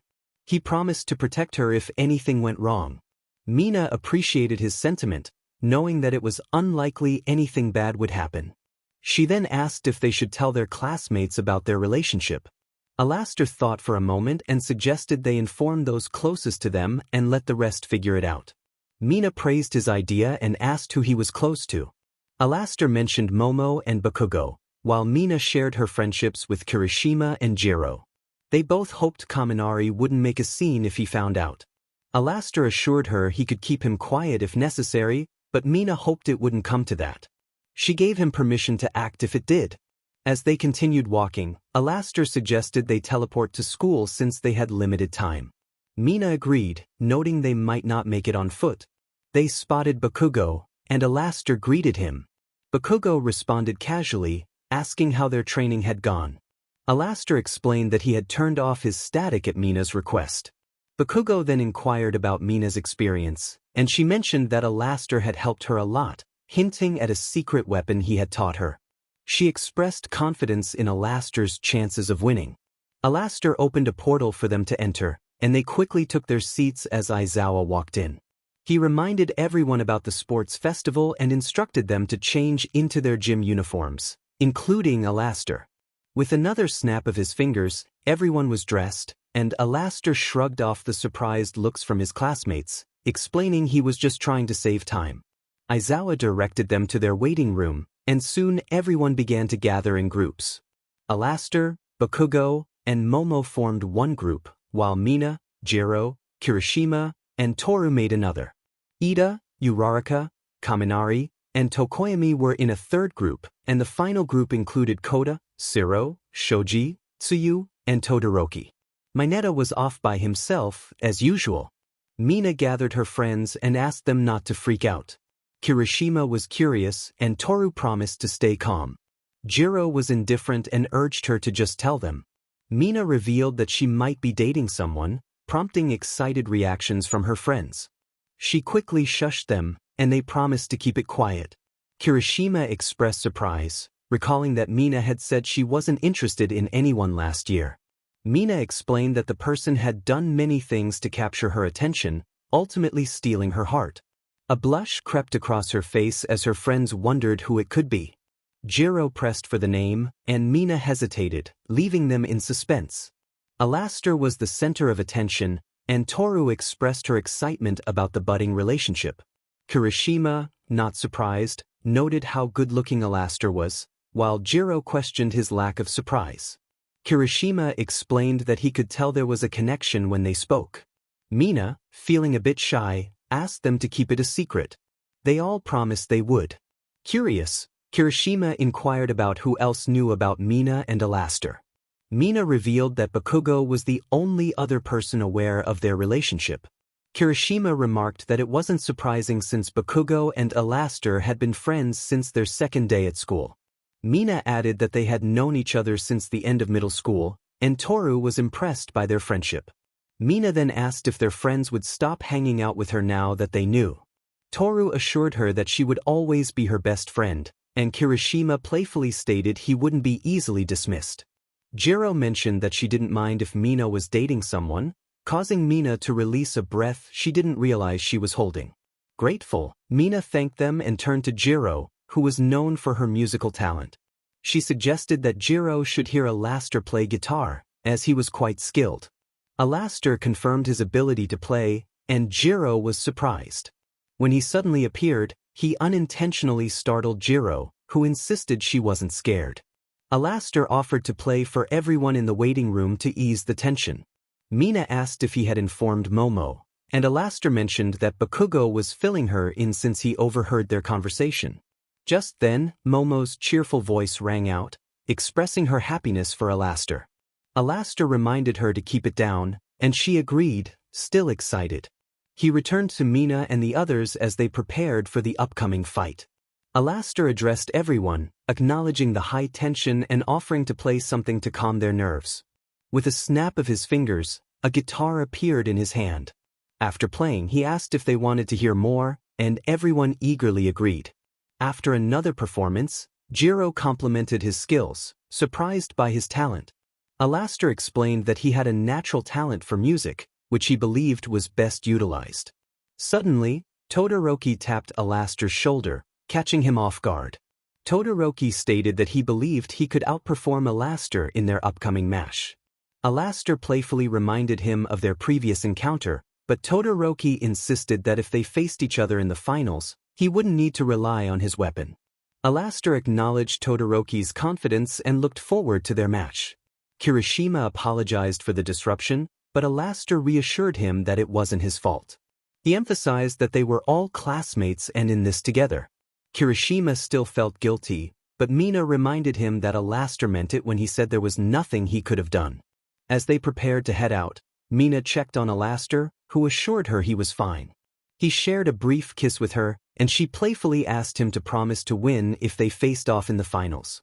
𝐼𝐼𝐼 confidently promised he wouldn't lose. President Mike announced the classes as they entered the arena, highlighting Class 1A's achievements. As he introduced the other classes, 𝐼𝐼𝐼 overheard a comment about their introduction and glared at the source. President Mike continued with the announcements, leading to Midnight requesting 𝐼𝐼𝐼 to give a speech as the freshman representative. 𝐼𝐼𝐼 summoned his staff and confirmed that he was audible. He expressed the importance of unity among students, and the crowd cheered in response, even the other courses. He concluded with a warm welcome to the event, setting the stage for the excitement to come. He was like a hunter, strong, fast, smart, adaptable and tough as nails, showing no signs of weakness. That was just his natural attributes, not even considering his quirk. Present Mike expressed his curiosity about the quirk, prompting Izuku to promise to reveal it during the finals when everyone could see it in action. The excitement built as Present Mike announced that the first-place contender was nearing the second obstacle, the Pit of Doom. 𝐼𝐼𝐼 continued to run at incredible speeds until he suddenly stopped at the edge of the cliff. He turned around, extending his arm to catch Mina, who was in a precarious position. She thanked him for the save, and he encouraged her to power up her jump before racing ahead. Mina assured him she would be right behind him.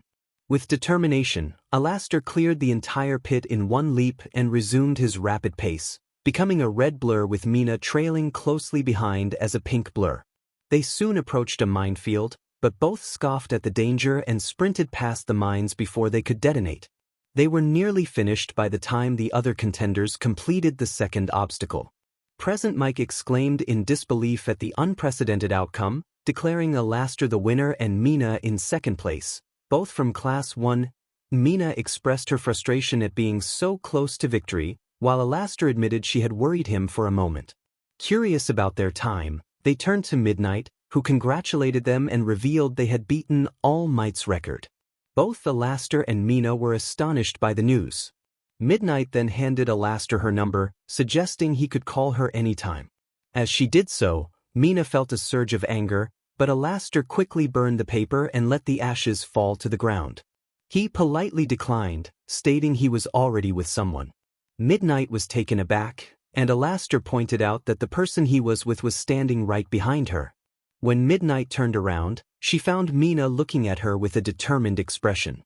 Midnight felt a wave of regret as she realized her mistake. Mina reassured her that it was all right but requested that it not happen again. Midnight promised she wouldn't and walked away as more students began to gather.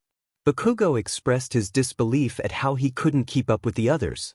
𝐼𝐼𝐼 greeted him and asked how he had fared. Bakugo revealed he had come in third, narrowly beating Todoroki.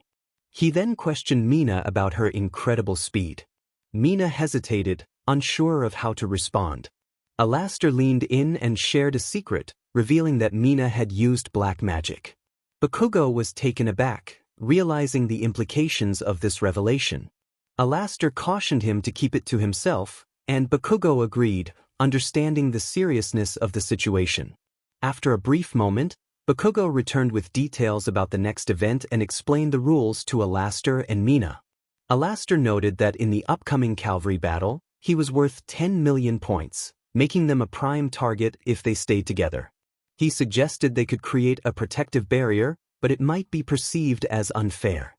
Bakugo, confident in his abilities, assured them that he could handle high speeds and proposed a strategy to protect their headband. Mina agreed with Bakugo's plan, and they discussed who would be the rider. Bakugo volunteered, allowing Mina and 𝐼𝐼𝐼 to use their magic without concern for him. They all concurred that it was the best choice, and Bakugo felt optimistic about their chances. As the event began, they formed their positions, Bakugo on top, Mina on the right, and 𝐼𝐼𝐼 on the left. 𝐼𝐼𝐼 quickly cast a protective spell on their headband, and they prepared to sprint. Midnight counted down, and with the signal, all teams surged forward. Mina remarked on their strategy, and Bakugo encouraged them to leave their competitors behind. They took off, creating an afterimage to mislead their pursuers. However, Todoroki soon spotted a blur of pink and red. Todoroki asked 𝐒𝐮𝐬 if he could predict their movements, but 𝐒𝐮𝐬 explained that their erratic speed made it impossible to track them accurately. Momo expressed concern about their strategy, and Todoroki suggested they steal other headbands to secure their place in the finals. 𝐼𝐼𝐼 praised Bakugo for his well-thought-out plan, and Bakugo humbly acknowledged that given time, 𝐼𝐼𝐼 might have come up with the same idea. They focused on the task at hand, with 𝐼𝐼𝐼 urging Mina to keep moving. Mina proposed stealing 𝐼𝐻𝐻's headband to teach him a lesson, and 𝐾𝐞𝐭 was on board. They executed the plan successfully, snatching the headband without being noticed until 𝐼𝐻𝐻 realized it was missing. Mina gleefully declared it was payback for his behavior, and 𝐼𝐻𝐻 vowed to confront 𝐼𝐻𝐻 later. As the time limit approached, 𝐾𝐞𝐭, 𝐼𝐻𝐻, and Mina slowed down, allowing 𝐾𝐞𝐭 to dismount. 𝐾𝐞𝐭 felt satisfied with their performance, and 𝐼𝐻𝐻 commended them, especially Mina, who beamed at the praise. 𝐾𝐞𝐭, feeling a bit overwhelmed by their camaraderie, urged them to tone down the affection.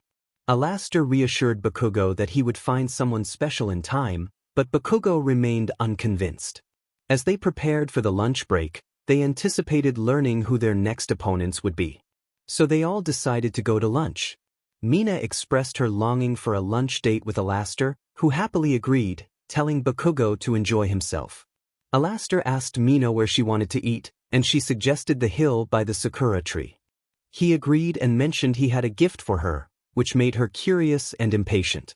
𝐼𝐻𝐻 teased her about the surprise, and they began their meal together, enjoying each other's company.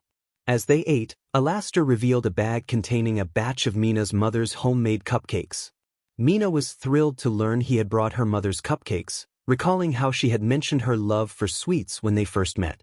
𝐼𝐻𝐻 explained that he had paid for them, despite her mother's offer to give them for free. Mina was touched by his thoughtfulness and expressed her excitement about another surprise he was working on for her birthday, though she lamented how far away it was. 𝐼𝐻𝐻 reassured her that it would be worth the wait, and they discussed their feelings for each other. He had made a promise to never break her heart, which deepened their bond. They shared a tender moment before an announcement interrupted them, signaling it was time to find out who they would be fighting. 𝐼𝐻𝐻 encouraged Mina to join him as they rushed to discover their opponents. 𝐼𝐻𝐻 found out he was up against a person named 𝗪𝐲, who seemed troubled by his own abilities. 𝐼𝐻𝐻 recognized 𝗪𝐲's quirk as mind control but was confident it wouldn't affect him. Mina tried to calm 𝗪𝐲, who was struggling with the pain of his powers, and 𝐼𝐻𝐻 decided to give him the benefit of the doubt. As they continued, Mina noted that 𝐼𝐻𝐻 had unintentionally angered 𝗪𝐲. 𝗪𝐲 attempted to use his quirk on Mina, but she proved immune, leaving him frustrated. Just then, 𝗏𝗏 appeared, urgently needing Mina for a cheerleading event they had forgotten about. Mina hesitated but followed 𝗏𝗏 to change into their cheer outfits. Once ready, they stepped out, only for 𝐼𝐻𝐻 to realize he couldn't find Mina or Momo. 𝐾𝐞𝐭 was unsure of their whereabouts, and 𝐼𝐻𝐻 soon spotted Mina, who looked stunning in her outfit. Overwhelmed, 𝐼𝐻𝐻 fainted from excitement. Mina was surprised and concerned, while 𝐾𝐞𝐭 joked that she had killed him. 𝐼𝐻𝐻 quickly recovered and complimented Mina, though he struggled to find the right words, hinting at his flustered state. Mina playfully told him she wasn't ready for anything too intense yet, and 𝐾𝐞𝐭 suggested she change before 𝐼𝐻𝐻 got too carried away. Mina agreed, gave 𝐼𝐻𝐻 a quick kiss, and dashed off to change. 𝐾𝐞𝐭 helped 𝐼𝐻𝐻 back to his feet, and when Mina returned in her P uniform, 𝐼𝐻𝐻 let out a sigh, still processing the whirlwind of emotions. 𝐼𝐻𝐻 had a question about Mina's unusual outfit. Mina explained that they had been tricked, though she wasn't entirely sure what was happening. 𝐼𝐻𝐻 turned sharply and approached 𝐼𝐻𝐻 and 𝐾𝐮𝐲𝐻, whom he suspected were responsible. He demanded an explanation, but 𝐾𝐮𝐲𝐻 simply pleaded the fifth.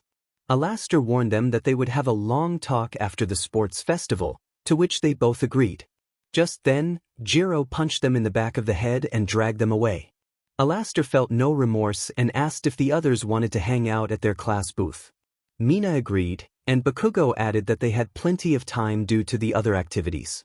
They made their way to the booth and were enjoying themselves until an announcement came over the speaker, calling for the first match contenders to report to their waiting rooms. 𝐻𝗻 took this as his cue and confidently stated he would see them after his win. He entered his waiting room, anticipating the call for his match. When it came, he prepared himself, determined to put his opponent in their place. As he stepped onto the stage, Present Mike enthusiastically announced his name. 𝐻𝗻 confronted 𝗪𝐲, noting his arrogance and declaring it was time for him to learn humility. 𝗪𝐲 remarked that 𝐻𝗻 was fortunate to have such a powerful quirk, But 𝐼𝐼𝐻𝐿 countered that he had worked hard to overcome his challenges and that 𝗟𝐿 had been given opportunities but failed to seize them. As 𝐼𝐻𝐿 spoke, he removed his PE shirt, revealing a skin-tight shirt underneath. He challenged 𝗟𝐿 to take initiative and not waste his potential. 𝐼𝐻𝐿 then approached him and delivered a powerful punch, the impact echoing through the arena. He questioned who truly had the better hand in life. 𝗟𝐿 retaliated with a punch to 𝐼𝐻𝐿's stomach, but 𝐼𝐻𝐿 remained unfazed. He countered with a knee to 𝗟𝐿's midsection, sending him nearly out of bounds before kicking him away decisively. Declaring the fight over, 𝐼𝐻𝐿 picked up 𝗟𝐿 and slung his arm over his shoulder, buttoning up his PE shirt. He acknowledged 𝗟𝐿's effort and encouraged him to keep fighting instead of giving up. After handing 𝗟𝐿 over to Recovery Girl, 𝐼𝐻𝐿 returned to his class booth and sat next to Mina. She mentioned how shocked their classmates were by his muscles, and 𝐼𝐻𝐿 understood their surprise, questioning if he had gone overboard. Mina agreed he had, but she was glad he had sent a clear message to 𝗟𝐿. They discussed who might win the next match, with Mina confidently predicting 𝗟𝐿's victory due to her power, technique, and intelligence. 𝐼𝐻𝐿 praised Mina for her thoughtful analysis. As the match began, 𝗟𝐿 launched an attack that nearly sent 𝗟𝐿 out of bounds, but she retaliated with a massive ice attack that threatened to freeze the stadium. 𝐼𝐻𝐿 realized that without his intervention, the situation could have been dire. As the crowd cheered for 𝗟𝐿, 𝐼𝐻𝐿 struggled to maintain his composure until Mina nudged him to quiet down. Suddenly, a figure appeared over the wall in the adjacent booth, resembling the bully they had encountered before. 𝐼𝐻𝐿 recognized him and pointed him out to Mina, who was surprised to see the bully's brother. The brother confronted 𝐼𝐻𝐿, accusing him of scaring his sibling. 𝐼𝐻𝐿 jokingly remarked that the brother resembled a dinosaur, causing Mina to stifle a laugh. The brother demanded an apology for his sibling, but 𝐼𝐻𝐿 retorted, suggesting that the bully's behavior was inherited. The confrontation escalated, but 𝐼𝐻𝐿 ultimately found the brother knocked out on the ground. Returning to Mina, 𝐼𝐻𝐿 explained that he wouldn't apologize to someone who deserved what happened to them. Mina questioned why he had almost made her laugh, and 𝐼𝐻𝐿 admitted he wanted to see her smile. They continued to discuss their upcoming matches, with 𝐼𝐻𝐿 reminding Mina of Aoyama's weakness and offering strategic advice.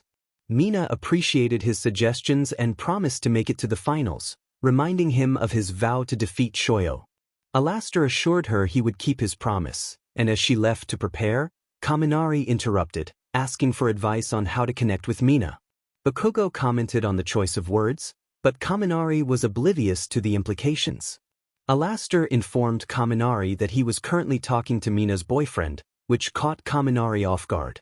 𝐼𝐻𝐿 turned sharply, challenging 𝐾𝐮𝐲 to repeat himself, but 𝐾𝐮𝐲 opted to avoid any confrontation. 𝐼𝐻𝐿 returned to his position, focusing on the match until he overheard 𝗏𝗏𝐿 making an inappropriate suggestion. In a fit of anger, 𝐼𝐻𝐿 approached 𝗏𝗏𝐿 and swiftly moved him away from his seat, demonstrating his displeasure. As the match progressed, many from Class 1A were still in shock over 𝐼𝐻𝐿 and Mina's relationship. When it was 𝗂𝐿's turn, he held back slightly, but the crowd's excitement grew. 𝐼𝐻𝐿, losing his patience, defended 𝗂𝐿, reminding everyone that they needed to give their all in the sports festival. Suddenly, debris began to fall from above, but 𝗂𝐿 quickly destroyed it with a powerful blast. 𝗟𝗏𝐿, overwhelmed and exhausted, collapsed. 𝐼𝐻𝐿 made his way to his waiting room and encountered Mina, sharing a brief moment with her before heading off to prepare for his match. Upon entering the hallway, 𝗟𝗏𝐿 found 𝗟𝗶H blocking his path. 𝗟𝗏𝗏 bluntly asked him to move, and after a brief exchange, 𝗟𝗏𝗏 stepped aside. 𝗟𝗏𝗏 took the stage, ready for battle as the countdown began. As the match started, 𝗟𝐿 attempted to freeze 𝗟𝗏𝗏 with an ice attack, but it melted before reaching him. 𝗟𝗏𝗏 commented on her struggles with her father's influence over her powers, trying to encourage her to break free from that control. 𝗟𝐿's frustration ignited a fire within her, and she began to combine her powers. 𝗟𝗏𝗏, sensing her potential, offered her a chance to strike. As she launched her attack, the stage erupted in a cloud of smoke. When it cleared, 𝗟𝐿 lay unconscious, while 𝗟𝗏𝗏 stood unharmed. Izuku explained 𝗟𝗏𝗏's unique quirk, which rendered him impervious to harm. 𝐼𝐼𝐼 picked 𝐒𝐬 up, but she managed to activate her ice powers again, briefly freezing him. He acknowledged her sneak attack and expressed his eagerness for a good fight. They exchanged blows, with 𝐼𝐼𝐼 breaking through her defenses and landing powerful hits. Despite her efforts, 𝐼𝐼𝐼 overwhelmed her with a dark energy blast that sent her crashing into a wall. Midnight declared 𝐼𝐼𝐼 the winner, and the crowd erupted in cheers, particularly the girls who admired him. 𝐼𝐼𝐼 helped 𝐒𝐬 up, encouraging her to embrace her true potential. Later, 𝐼𝐼𝐼 made Mina laugh, pleased with his success. They exchanged playful banter before he prepared for his next match. As he entered the stage, he communicated with his master, Ignatius, who expressed curiosity about 𝐼𝐼𝐼's newfound interest in Mina. 𝐼𝐼𝐼 faced his next opponent, 𝐒𝐮𝐻, and they engaged in a fierce exchange of blows. 𝐼𝐼𝐼 noted 𝐒𝐮𝐻's strength, ready for the challenge ahead. 𝐒𝐮𝐻 knew he would put up a good fight. He felt pleased that 𝐼𝐼𝐼 thought so, enjoying the challenge. 𝐼𝐼𝐼's moves were difficult to dodge, and every small advantage he had made a difference. 𝐼𝐼𝐼 acknowledged 𝐒𝐮𝐻's skill, expressing surprise at his impressive performance, but he was confident it wouldn't be enough to win. 𝐒𝐮𝐻 understood that after taking a significant hit, he couldn't hurt 𝐼𝐼𝐼, but he was determined to keep trying. With a big grin, 𝐼𝐼𝐼 seemed genuinely happy. He noted that 𝐒𝐮𝐻 had impressed him, but felt it was time to end the match. 𝐒𝐮𝐻 agreed, stating he wouldn't go down easily. 𝐼𝐼𝐼 charged a dark energy and unleashed a flurry of punches and kicks, but 𝐒𝐮𝐻 managed to dodge them all. However, he soon found himself overwhelmed and lost his footing.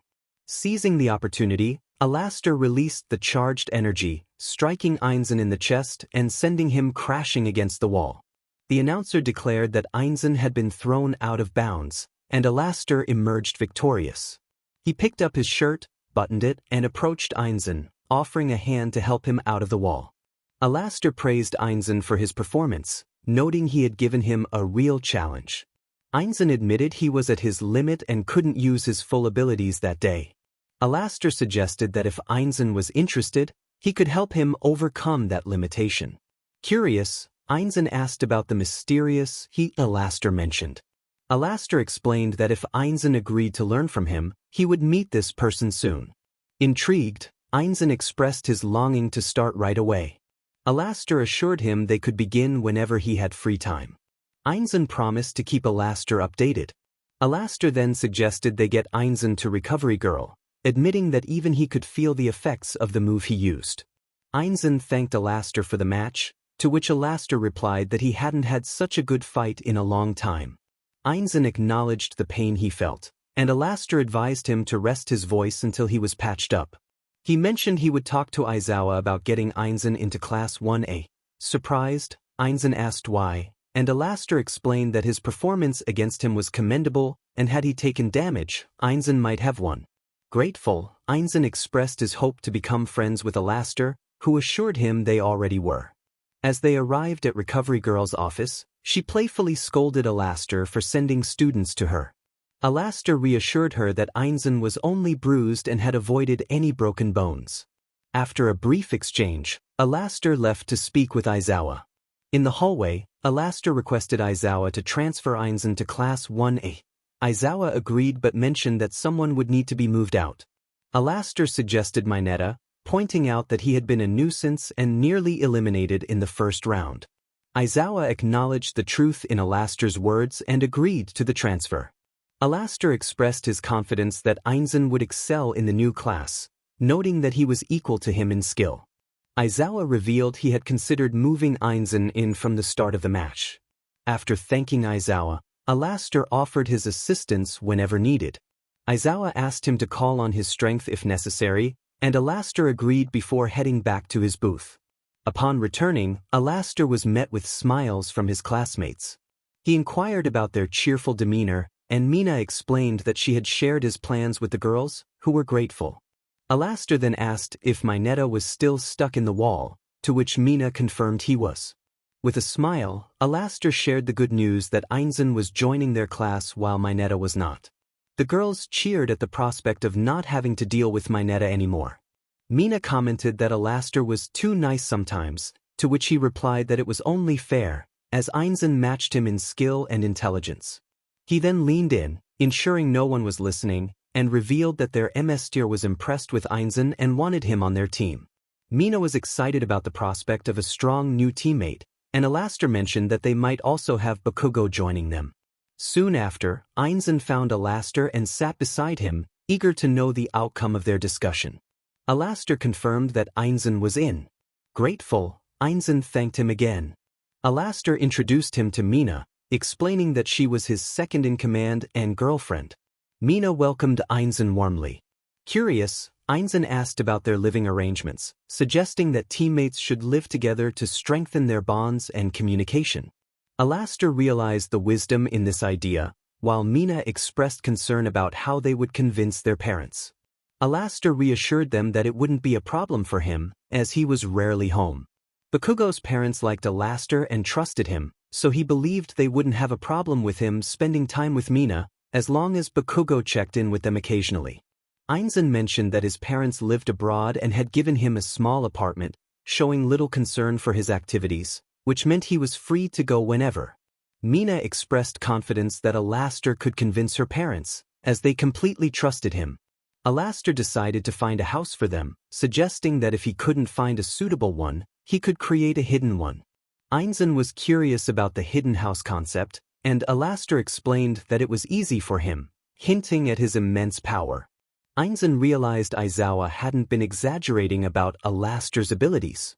He asked 𝗟𝗟𝗏 to teach him, and 𝗟𝗟𝗏 agreed, while 𝗵𝐼 prepared to inform her parents. As the intermission ended, 𝗟𝗟𝗏 reminded 𝗵𝐼 to get ready for her match against 𝗂𝐿𝐽, noting that he wouldn't back down easily. 𝗼𝐮𝐦 was surprised by the connection between 𝗟𝗟𝗏 and 𝗵𝐼, admitting he hadn't expected it. 𝗟𝗟𝗏 reassured him that everyone at 𝐿 would see him as an equal, which was a refreshing change for 𝗼𝐮𝐦. While observing his classmates, 𝐒𝐮𝐦's gaze landed on 𝗟𝗍. 𝗟𝗟𝗏 commented on 𝗼𝐮𝐦's choice, and they began discussing their pasts. 𝗟𝗟𝗏 revealed that he had been neglected by his BRTH parents, who favored his brother, which resonated with 𝗼𝐮𝐦's own experiences. They found common ground in their struggles, and 𝗟𝗟𝗏 shared that he had lived in Germany before being adopted. As they continued talking, 𝗼𝐮𝐦 expressed his excitement about living forever and the freedom it brought. 𝗟𝗟𝗏 agreed, emphasizing the lack of fear regarding death.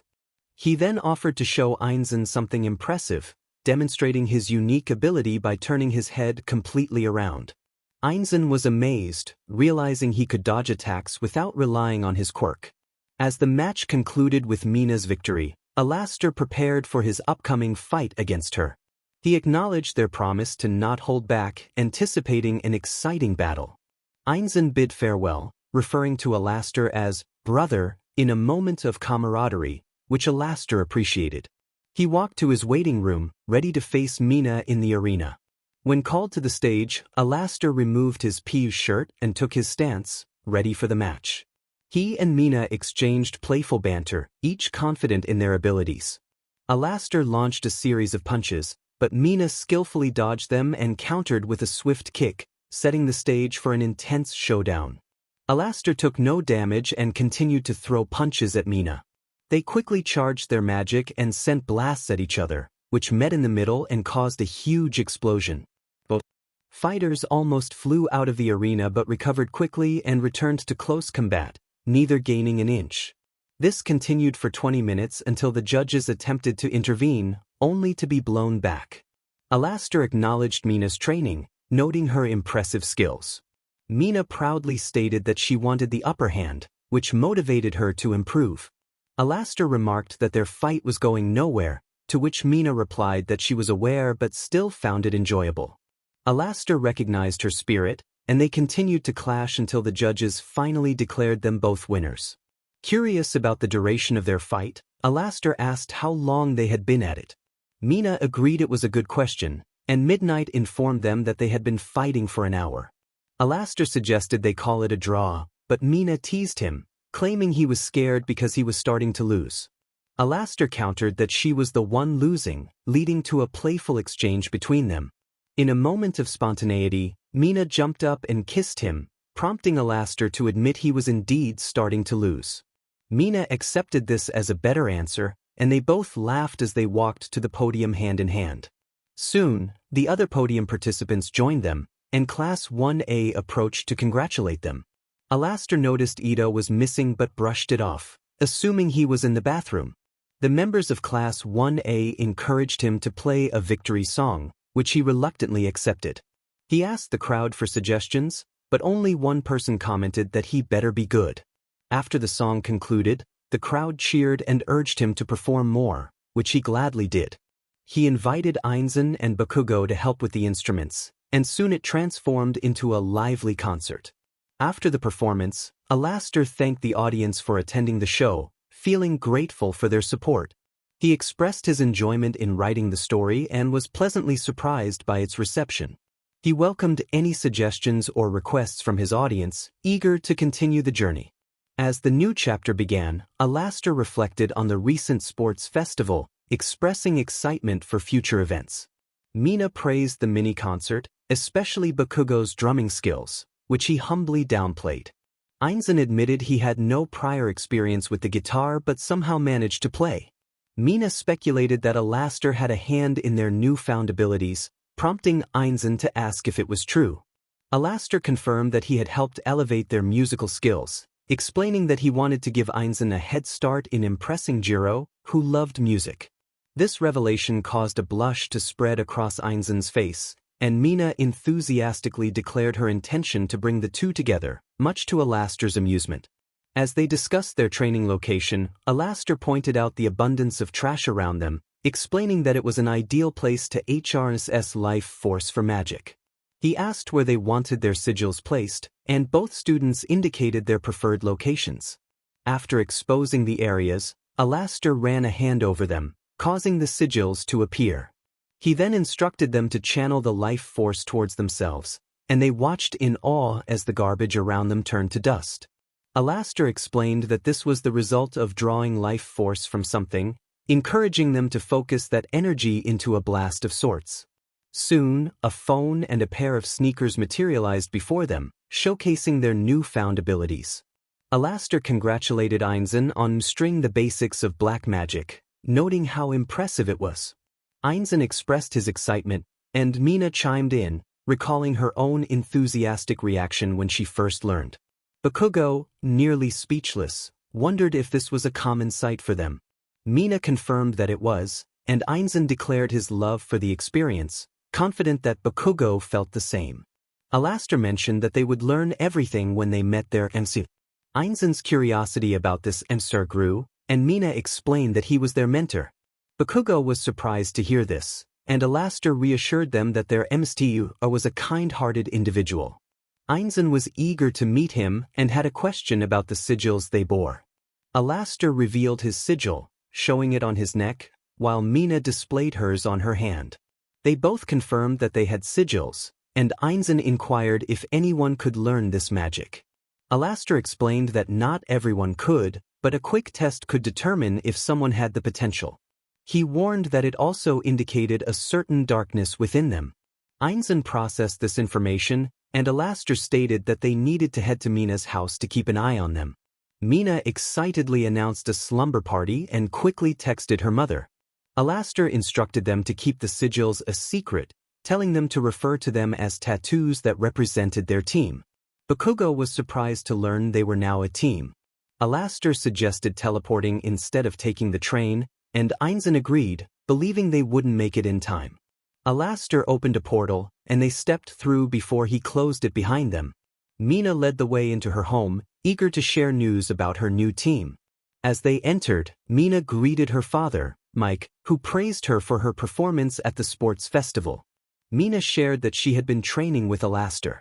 Mike was pleased to see 𝐒𝐻𝐿 again and expressed his admiration for their recent achievements. 𝐒𝐻𝐿 introduced 𝐵𝐸𝐸 and 𝐒𝐮𝐬, who were both welcomed warmly by Mike. 𝐒𝐮𝐬 explained their bond through matching sigils, and Mike invited them to make themselves at home while dinner was being prepared. Mina was given the option to help her mother, but she opted to avoid her sister's questions. 𝐼𝐻𝐿 led the boys upstairs to meet Mina's brother, Mek. After knocking, they were invited in, and Mac was thrilled to meet them, asking for autographs. 𝐼𝐼𝐻𝐿 introduced 𝗏𝗏𝐿 and 𝐼𝐮𝐬𝐻𝐬 to Mac, who excitedly mentioned wanting to bring his friends over to meet them. 𝐼𝐼𝐻𝐿 had no objections and neither did the others. Mac dashed out to fetch his friends, and 𝐼𝐼𝐻𝐿 took the opportunity to prepare them to meet Mina's sister, Mika, warning them about her inquisitive nature. He knocked on her door, and when she saw them, her eyes lit up with excitement as she bombarded them with questions. They answered her eagerly until they heard the front door open and close. 𝐼𝐻𝐿 noted that Mac had returned, and they headed downstairs to greet his friends, who were already waiting. One of them remarked on their impressive presence, and 𝐼𝐻𝐿 welcomed everyone warmly. "I am the other guitar player of the band." 𝗟𝐬 introduced himself as the drummer, while 𝐻𝐮𝐦𝐦𝐚 announced he was the bassist. 𝗏𝗡𝐿, the singer, expressed her excitement about meeting everyone. 𝐼𝐻𝐿 welcomed them all, and the others echoed his sentiment. 𝐼𝐻𝐿 offered to sign autographs, which everyone eagerly accepted. 𝗏𝗡𝐿 then asked 𝐼𝐻𝐿 for help with writing a song, to which he readily agreed. 𝗟𝐬 requested drumming lessons from 𝗏𝗏𝐿, who was happy to assist. Adrian sought 𝐼𝐻𝐿's guidance on playing guitar, and 𝐼𝐮𝐦𝐻𝐬 offered to help 𝐻𝐮𝐻𝐬 improve his bass skills. Mina reminded everyone that they would have to wait until after dinner, as her mom had made extra food. 𝐼𝐻𝐿 acknowledged this, and 𝗏𝗡𝐿 was impressed to learn that he was dating Mina's sister. Once dinner was finished, everyone gathered around the table to discuss the upcoming sports festival and mini-concert. Afterward, the new band led them to 𝐒𝐮𝐬𝐃𝐞𝐭𝐚𝐢𝐥𝐬 garage, where they began practicing. As they played, 𝐼𝐻𝐿 noticed several mistakes and understood the reasons behind them. Once they finished, he addressed the group with constructive feedback. He praised Mac for his performance but advised him to sync better with the others. For 𝗏𝗡𝐿, he suggested trying a higher pitch in specific parts of the song. He pointed out that Adrian had a similar issue as Mac, emphasizing the importance of feeling the music. 𝐼𝐻𝐿 placed a hand on Adrian's shoulder, helping him connect with the rhythm before encouraging him to play in harmony with the group. 𝐼𝐻𝐿 proposed they play a song they had been working on to demonstrate how to stay in sync. Mina agreed to help, and soon everyone tuned their instruments. 𝐼𝐻𝐿 enhanced Mina's musical skills and began playing. Afterward, he asked if they understood how to be in sync, and Mac requested they play more for reference. 𝐼𝐻𝐿 agreed and suggested performing Monster, which was nearly ready for recording. As they played, 𝐼𝐻𝐿 and the others realized they had formed a band without even noticing. 𝐼𝐻𝐿 then asked his parents for a moment of privacy. They stepped outside, and 𝐼𝐻𝐿 shared his idea of moving in together to build chemistry as a band. His father, Mike, expressed interest in seeing the house first before making a decision, and 𝐼𝐻𝐿 suggested they could visit after school the next day. Returning to the garage, 𝐼𝐻𝐿 shared the news that it was a possibility, pending the house visit. Mina explained to Mac that moving in would help them focus on music and school. Mac asked if she would still visit, and she assured him she would. They discussed their promise to stay in touch, and Mac reminded 𝐼𝐻𝐿 to send them copies of their music. As the group prepared to leave, 𝐒𝐮𝐬𝐻𝐬 questioned whether they would follow through with the band idea. Mina confidently stated that they were talented and could earn income from it. 𝗏𝗏𝐿 agreed, noting that his mother would appreciate his talents being utilized. 𝐼𝐻𝐿 suggested they keep their identities a secret until they were older and established as heroes. 𝐒𝐮𝐬𝐻𝐬 raised a concern about the non-existent house, but 𝐼𝐻𝐿 assured him he could solve that problem. With a snap of his fingers, a hidden house appeared in the forest, not far from the school. 𝐼𝐻𝐿 described the setup, which included their rooms, a studio, a theater, a swimming pool, and a spacious living room and kitchen. Mina asked if they would share a room, and 𝐼𝐻𝐿 confirmed they would. As they prepared for the next day, 𝐼𝐻𝐿 remembered he owed Mina a reward. He snapped his fingers again, revealing a box containing a ruby ring that fit her perfectly. Mina gasped in surprise and accepted the ring, sharing a heartfelt moment with 𝐼𝐻𝐿.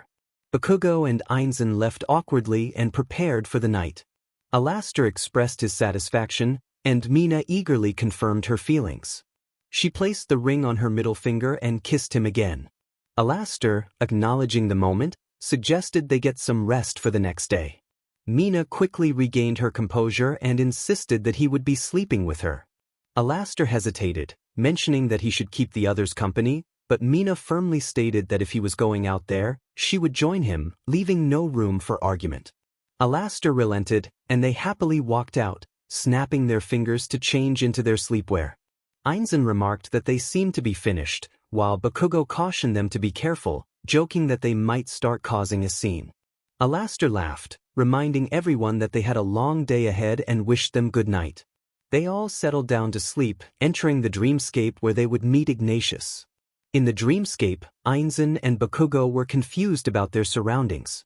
𝐒𝐮𝐻𝐬 greeted them warmly, introducing himself as their 𝗟𝗃. 𝐒𝐮𝐬 recognized him as the figure his brother had mentioned. 𝐒𝐮𝐻𝐬 welcomed them as his disciples, warning them that the experience might be overwhelming. Both 𝐒𝐮𝐬 and 𝗂𝐾𝐭 fell to their knees, overwhelmed by the influx of memories and spells related to black magic. Once they regained their composure, they began to ask questions. 𝐒𝐮𝐬 inquired about the experience, and 𝗟𝗏𝗡 explained that those were his memories and spells he had learned. 𝗂𝐾𝐭 asked why Izuku was included in those memories. 𝗟𝗏𝗡 revealed that he had saved Izuku and was currently residing in his body. 𝗂𝐾𝐭 was relieved to hear that Izuku was alive and happy in a new form. 𝗟𝗏𝗡 welcomed Mina into the dreamscape, and she expressed her impatience to join them. 𝗟𝗏𝗡 then informed them that it was time to wake up and prepare for school. 𝐒𝐮𝐻𝐬 bid farewell to 𝗂𝐾𝐭 and 𝐒𝐮𝐬, who returned to their bodies. 𝗟𝗏𝗡 and Mina woke up first, snuggling together for a while before getting up to make breakfast and change into their school attire. Soon, 𝐒𝐮𝐬 and 𝗂𝐾𝐭 joined them, and they all snapped their fingers to change into their uniforms. After breakfast, they began their walk to school, but 𝐒𝐮𝐬 instinctively took a separate route. 𝗟𝗏𝗡 reminded him that they were in the same class now, and 𝐒𝐮𝐬 apologized, acknowledging his habit. They entered the classroom, sharing their experiences from the morning, but their chatter was interrupted when 𝐼𝐻𝐬 walked in. He noted their quietness and announced that they would be deciding on their hero names and internships, except for 𝗟𝗏𝗡, Mina, 𝐒𝐮𝐬, and 𝗂𝐾𝐭, who would be training on their own. 𝗟𝗏𝗡 found this arrangement acceptable, and 𝐼𝐻𝐬 instructed them to choose their hero names. Midnight entered, distributing whiteboards and markers, prompting everyone to brainstorm. 𝗟𝗏𝗡 was the first to present his choice, declaring himself the radio demon. Midnight approved, stating it suited him well. Mina followed, choosing the acid hero acidity, which Midnight also praised for its relevance to her quirk. 𝗂𝐾𝐭 then presented the explosion hero 𝗟𝗏𝗏, earning a nod of approval for its historical significance. Finally, 𝐒𝐮𝐬 introduced himself as the all-seeing hero seeker, which Midnight commended for its impact. Once everyone had shared their hero names, with only 2 using their real names, Midnight congratulated them and announced it was time to select their internships. Afterward, 𝗟𝗏𝗏 distributed the forms, and everyone made their choices, except for the 4 who were excused. They then headed to Mina's house to show her parents the house 𝗟𝗏𝗡 had designed. 𝗟𝗏𝗡 greeted Mina's parents, asking if they were ready to see the house. Mike expressed excitement, and 𝗟𝗏𝗡 created a portal, assuring them it was safe. They arrived in front of what appeared to be a cave. 𝗟𝗏𝗡 explained that it was just a front and led them to the waterfall behind which the real house was located. A speaker activated, welcoming them home and announcing the house's amenities. 𝗟𝗏𝗡 thanked the speaker, named 𝗟𝗶⍬𝗸, for its excellent management and security features. Mike and Cassandra were thoroughly impressed, with Mike approving of the house and Cassandra agreeing that it was absolutely amazing. 𝗟𝗏𝗡 expressed gratitude to his mother and offered to drop her off. Mike reminded everyone that Mina needed to collect her belongings. 𝗟𝗏𝗡 reassured them that he had already moved everything with his magic. Mike was impressed by 𝗟𝗏𝗡's preparedness. Cassandra asked if they could be taken home and reminded Mina to visit occasionally. Mina confirmed her plans to have Mac and his friends over, as 𝗟𝗏𝗧 would allow them. Mike wished his daughter's safety, and she bid farewell to her parents. The portal closed, and they all sighed in relief. 𝗟𝗏𝗡 suggested they head inside to record their song, and Mina agreed. They entered the studio, summoned their instruments, and tuned them. 𝗟𝗏𝗡 instructed 𝗟𝗏𝗧 to record the music. After finishing, 𝗟𝗏𝗧 asked 𝗟𝗏𝗧 to negotiate with a music agent. Within 20 minutes, 𝗟𝗏𝗧 secured a lucrative deal. He informed 𝗟𝐼𝐼𝐼 that they had a 2 million yen deal ready, expressing the company's eagerness to work with them while respecting their wish for anonymity. However, they required an album before releasing the funds. 𝗟𝐼𝐼𝐼 thanked 𝗟𝗏𝐽 for his efforts. He then shared the exciting news with the group, revealing the deal. Mina was astonished and exclaimed about the amount. 𝗟𝐼𝐼𝐼 explained that this was just the beginning, and depending on sales, they could earn even more. The catch was that they needed to produce an album, and 𝗏𝐾𝐽 was eager to get started. 𝗟𝐼𝐼𝐼 mentioned he had some songs pre-written for this occasion. Mina asked if they had enough material for an album, and 𝗟𝐼𝐼𝐼 confirmed they did, including the song they had sent. With enthusiasm, Mina encouraged everyone to start working. 𝗟𝐼𝐼 instructed 𝗟𝗏𝐽 to record when he signaled. 𝗟𝗏𝐽 acknowledged their intent to create the album. 𝗟𝐼𝐼 assured the group that the song should be clear in their minds, and they prepared to begin. As they counted down, excitement filled the room. After recording, 𝗟𝐼𝐼 instructed 𝗟𝗏𝐽 to send the last song to the music company. 𝗟𝗏𝐽 suggested they take a break to avoid straining their vocal cords. 𝗟𝐼𝐼 checked on everyone, and Mina confirmed she was fine. 𝐒𝐮𝐦𝐦𝐦𝐵 felt proud of their first album, while 𝗏𝐾𝐽 expressed a need for a break and some ice for his arms. 𝗟𝐼𝐼 reminded them of the urgency to send the music to maintain the company's interest. 𝗏𝐾𝐽 assured them he was healing quickly due to their powers. 𝗟𝐼𝐼 proposed they all get some rest, noting the time. Mina mentioned they had started around 4:30, and 𝗟𝐼𝐼 realized it was now midnight. He suggested they shower and head to bed. Mina agreed, yawning. They all quickly washed up and went to bed. The next day, sunlight streamed into their eyes as they woke up. 𝗟𝐼𝐼 yawned, commenting on the usual morning routine. Mina, still sleepy, asked where he was going. 𝗟𝐼𝐼 was curious about her dream and gently shook her awake. Mina blushed, embarrassed, and asked how much he had heard. 𝗟𝐼𝐼 admitted he caught only the beginning of her dream. "Why do you ask, sweetheart?"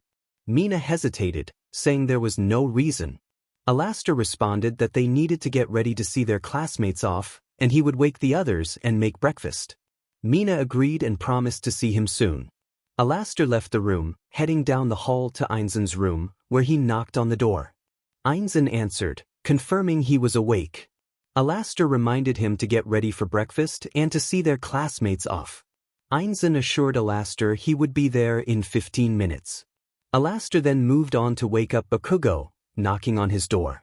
𝗏𝐾𝐽 greeted him, and 𝗟𝐼𝐼 was pleased to see him up, inviting him to join downstairs for breakfast. 𝗏𝐾𝐽 promised to be down shortly. 𝗟𝐼𝐼 made his way down the stairs and began cooking. Soon, 𝗟𝗏𝐽 engaged him in conversation, wishing him a good morning and inquiring about his sleep. 𝗟𝐼𝐼 confirmed he had rested well and asked if the music company had received the album they sent. 𝗟𝗏𝐽 replied that it hadn't been seen yet, but he had sent it as requested. 𝗟𝐼𝐼 thanked him and asked how well he thought it would sell. 𝗟𝗏𝐽 expressed optimism, believing their music would resonate with people and promised to keep 𝗟𝐼𝐼 updated. As the others joined him, 𝗟𝐼𝐼 handed out cups of coffee and asked how they had slept. Mina shared that she had a wonderful dream and slept well. 𝐒𝐮𝐦𝐦𝐻 agreed, mentioning that it was much better than sleeping on a hard surface.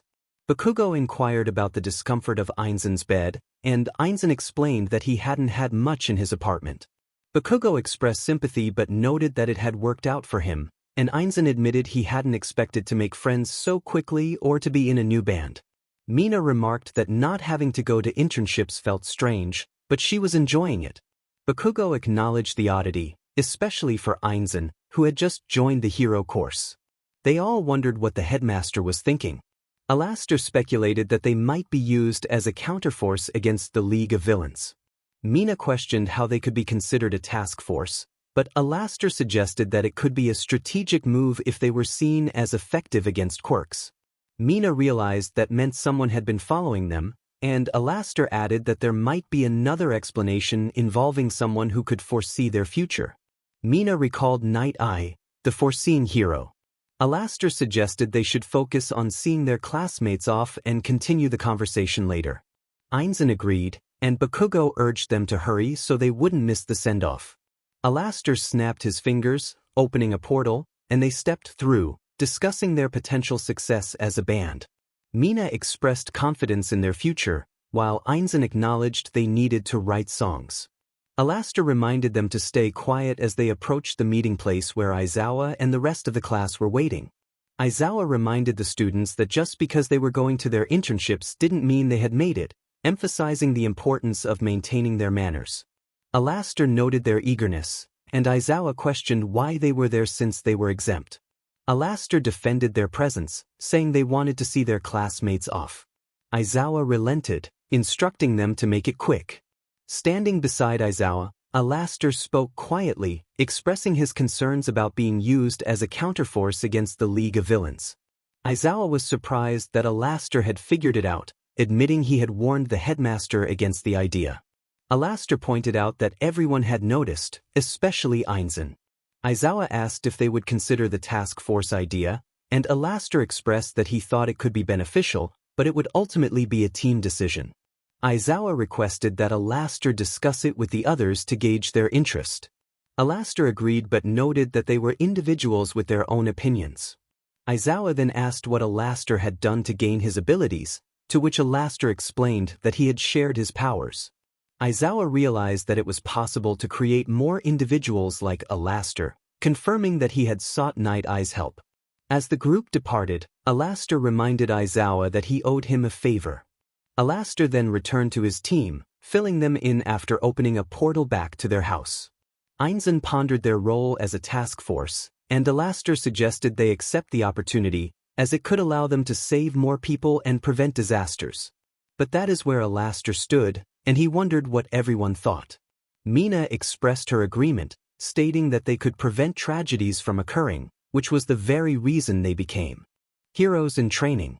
𝐼𝐻𝐬 added that he wanted to prove to his parents that he could be someone, but he also thought it was a good idea. 𝐒𝐮𝐽 chimed in, saying he saw no reason not to support them, as he would stand by his friends until the very end. 𝐼𝐻𝐬 declared that it was settled and that he would inform 𝐼𝐻𝐬 the next time he saw him. 𝗟𝗏𝗼s entered the scene, greeting everyone and sharing some good news. Mina eagerly asked what the good news was. 𝗟𝗏𝗼s revealed that their album had been released 20 minutes ago and had already garnered 20,000 purchases. 𝐼𝐻𝐬 was taken aback, asking if he heard correctly. 𝗟𝗏𝗼s confirmed that he did. 𝐒𝐻𝐬 suggested that this called for a celebration, and 𝗟𝗏𝗼s informed them that the company's payment had been deposited into an account he set up for them to share, under different names, of course. 𝐒𝐻𝐬 thanked 𝗟𝗏𝗼s for handling that and told him to take the rest of the day off, though 𝗟𝗏𝗼s insisted it wasn't necessary. He mentioned that the company was inquiring about their next album. 𝐒𝐻𝗬 instructed 𝗟𝗏𝗼s to tell them they would release an album when they had enough material, and until then, they would only release one song at a time. 𝗟𝗏𝗼s acknowledged this and asked what to say if the company wanted them to go on tour. 𝐒𝐻𝗬 replied that they would not be doing a tour for a long time if it came up. 𝗟𝗏𝗼s confirmed he would relay the message. With that, 𝐒𝐻𝗬 encouraged everyone to start celebrating. They all cheered and he poured them some soda, clinking their glasses together. As they chatted and celebrated their album's success, their phones dinged with a message from 𝗟𝗏𝗏. 𝗟𝗏𝗏 shared that he had something they needed to hear, and soon enough a link to their album appeared in the group chat. They were surprised to see that 𝗟𝗏𝗏 was one of their first fans. He mentioned a new band called 𝗟𝗏𝗏𝗏, claiming it was some of the best rock he had heard in a long time and that they were starting to gain popularity online, despite not having a social media account. 𝐼𝐻𝗬 was amazed that they had impressed 𝗟𝗏𝗏, the class rock and roll fan. As the chat buzzed with excitement, they set their phones down and continued celebrating. 𝗟𝗏𝗏 admitted he hadn't expected their album to blow up like this. Mina pointed out that they were extremely talented, so she wasn't surprised. 𝐼𝐻𝐬 agreed, then asked 𝗟𝗏𝗏 what he was writing. 𝗟𝗏𝗏 revealed he was perfecting the Resistance song he had been working on. Mina was eager to see it, and when she did, she exclaimed that it was perfect and suggested they record it. 𝗟𝗏𝗏 hesitated, thinking it could use more fine-tuning, but Mina insisted they wouldn't know how it sounded until they heard it themselves. 𝐼𝐻𝐬 supported her point, and 𝗏𝗏𝗏 declared he was ready to go. 𝗟𝗏𝗏 finally agreed, and they all got up to head downstairs to the studio, where they began tuning their instruments. 𝗟𝗏𝗏 called for 𝗟𝗏𝗏s to get ready to record, and 𝗟𝗏𝗏s assured him he always was. 𝐼𝐼𝐴 asked if everyone was ready, receiving thumbs up from them all. He counted down, and they began playing. After a moment, 𝐼𝐴 decided it didn't need any more tuning and instructed 𝗟𝗏𝐻 to send it to the company, letting them know they had to get to work. 𝗟𝗏𝐻 confirmed he would do so and suggested that 𝐼𝐴 work on more songs to keep the company satisfied. 𝐼𝐴 asked if anyone wanted to help him write another song. 𝗏 eagerly agreed, wanting to see him work his magic, while 𝗏𝐾𝐭 declined, stating he wasn't good with lyrics. 𝐒𝐮𝐬 also opted out, saying to let them know when 𝐼𝐴 had another one ready. 𝐼𝐴 and 𝗏 went upstairs to gather paper and pens, while 𝐒𝐮𝐬 and 𝗏𝐾𝐭 stayed downstairs in the studio to practice. 𝗏 remembered to ask 𝗟𝗏𝐻 to send a copy of their album to Mac and his friends, which he promptly did. Once they were ready to start writing, 𝐼𝐴 pondered what the song's title should be. 𝗏 suggested invincible, but 𝐼𝐴 thought it needed another word. They settled on feel invincible and discussed starting the song with a guitar riff. 𝐼𝐴 had an idea, and as they exchanged ideas, they soon had the song ready. Excited to try it out, they rushed downstairs. 𝐒𝐮𝐬 was surprised by their haste and asked what was going on. 𝐼𝐴 announced they had finished and urged everyone to grab their instruments. 𝐒𝐮𝐬 agreed, and 𝐼𝐴 asked 𝗟𝗏𝐻 if he was ready to record. 𝗟𝗏𝐻 confirmed he was, and 𝐼𝐴 asked if they were all ready, receiving another thumbs up. He counted down again, and they began playing. 𝗏 exclaimed that it sounded perfect, while 𝐒𝐮𝐬 marveled at how quickly they had written it. 𝐼𝐴 credited 𝗏 for her significant contribution and suggested they try out the indoor pool and hot tub. 𝗏 agreed, realizing they had just moved in the day before. 𝐒𝐮𝐬 was on board, and 𝗏𝐾𝐭 saw no reason not to use the amenities. 𝐼𝐴 instructed everyone to change into their bathing suits or make one quickly and meet him in the pool area. He dashed upstairs, snapped his fingers to change into his bathing suit, and settled into the hot tub as 𝗏 entered, wearing her two-piece bathing suit. 𝗏 pointed out that 𝐼𝐴 had played a dirty trick on them. 𝐼𝐴 opened his eyes, feeling his breath hitch at the sight before him. 𝗏 teased him, asking if he liked what he saw. 𝗏𝐾𝐭 and 𝐒𝐮𝐬 entered, showcasing their muscular builds. 𝗏𝐾𝐭 remarked that 𝗏 had broken 𝐼𝐴 again, while 𝐒𝐮𝐬 was surprised this had happened before. 𝗏𝗏 explained that it had occurred at the sports festival when 𝗏 wore a cheerleading uniform. They concluded that 𝐼𝐴 was immune to all quirks, but not to his girlfriend in a striking outfit. 𝐼𝐴 shook off his stupor as 𝗏 sat beside him, expressing how good it felt. He mentioned that the pool was heated with state-of-the-art technology, and 𝗏 admired the design of the house, realizing he had gone all out. She playfully asked if he considered her his wife, causing a blush to spread across his face as he muttered something inaudible. When she pressed him for a response, he insisted he hadn't said anything, but 𝗏 was not convinced. 𝗏 playfully straddled 𝐼𝐴, guiding his head closer to hers, and kissed him, prompting her to ask if he wanted to share his thoughts. 𝐼𝐴 still declined, and 𝗏, frustrated, asked what was poking her. 𝐼𝐴 blushed deeply, trying to shift away, but 𝗏 held her ground.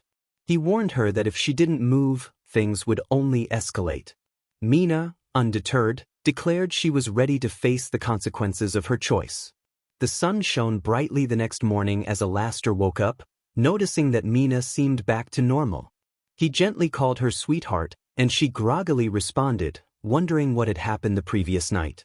𝐼𝐴 explained that they had continued for a while longer and that she should be fine now. 𝗏, reassured by his concern, got up and walked to the bathroom, motioning for him to join her. They took a shower together, comfortable with each other's presence. 𝗏 inquired if the rooms were soundproof, to which 𝐒𝐴 confirmed they were. He asked how she would rate the previous night, and she admitted she couldn't give it a rating. 𝐒𝐴 smiled, pleased with her response, and suggested they write more songs that day. 𝗏 eagerly agreed, and they finished their shower, dried off, and got dressed in their usual attire, 𝐒𝐴 in a suit and 𝗏 in casual clothes with the word pink on them. Once downstairs, 𝐒𝐴 asked if she was ready to eat, and she confirmed she was. He suggested making breakfast, and 𝗏 requested pancakes with maple syrup, admitting her love for sweet things. They began preparing breakfast, soon joined by the others, who didn't question their whereabouts. 𝐼𝐼𝐻𝐿 asked if they were ready to play, revealing he had a couple of song ideas. 𝐼𝐮𝐦𝐦𝐦𝐚 was eager to go, and 𝐂𝐿𝐲 felt ready to rock. 𝐼𝐼𝐻𝐿 encouraged them to finish eating before starting. 𝐵𝐼𝐻, finishing first, dashed downstairs, prompting 𝐼𝐮𝐦𝐦 to comment on her energy. 𝐼𝐼𝐻𝐿 noted she had gone to bed early, which explained her enthusiasm. 𝐂𝐿𝐲 asked if 𝐼𝐼𝐻𝐿 would send them the songs from his mind, and he confirmed he would, asking 𝗟𝗏𝐻 if he was ready to record. 𝗟𝗏𝐻 affirmed he was ready and shared exciting news. Their album had reached 1 million purchases since midnight. 𝐼𝐻𝐿 was thrilled and prepared to record, giving a countdown. The group gave him thumbs up, and they began recording their songs one by one, with 𝐵𝐼𝐻 expressing her excitement about their progress. After finishing, 𝐵𝐻 wished they could play the songs forever, and 𝐮𝐦𝐦𝐻 agreed, praising 𝗟𝗏𝐻𝐿's songwriting skills. 𝗟𝗏𝐻𝐿 reminded them they had errands to run, including shopping for food and gathering supplies. 𝐵𝐻 volunteered to handle the shopping, while 𝗟𝗏𝐻𝐿 planned to give 𝐼𝐻𝐿 their answer. He instructed 𝐼𝐮𝐦𝐻 and 𝗂𝐿𝐲 to think of instrument combinations while he left. 𝗟𝗏𝗻𝐿 stepped through a portal to 𝗍𝗏𝐿's office, greeting him and delivering their decision to participate in the headmaster's idea. 𝗍𝗏𝐿 acknowledged the news, and another figure expressed excitement but warned against any extreme actions. 𝗟𝗏𝗻𝐿 made it clear they had a list of individuals who needed to be dealt with, and the figure accepted the terms, looking forward to seeing their team at work. After the meeting, 𝗟𝗏𝗻𝐿 returned home to find 𝐵𝐻 organizing things. They spent the rest of the day sharing song ideas and enjoying each other's company. 𝐼𝐮𝐦𝐻 expressed his appreciation for his customization, questioning why he didn't have a sigil like the others. 𝗟𝗏𝗻𝗿 explained that since 𝐼𝐮𝐻 wore a sleeveless bodysuit, his sigil was already visible. 𝐵𝐻 complimented the design but asked about the color choices.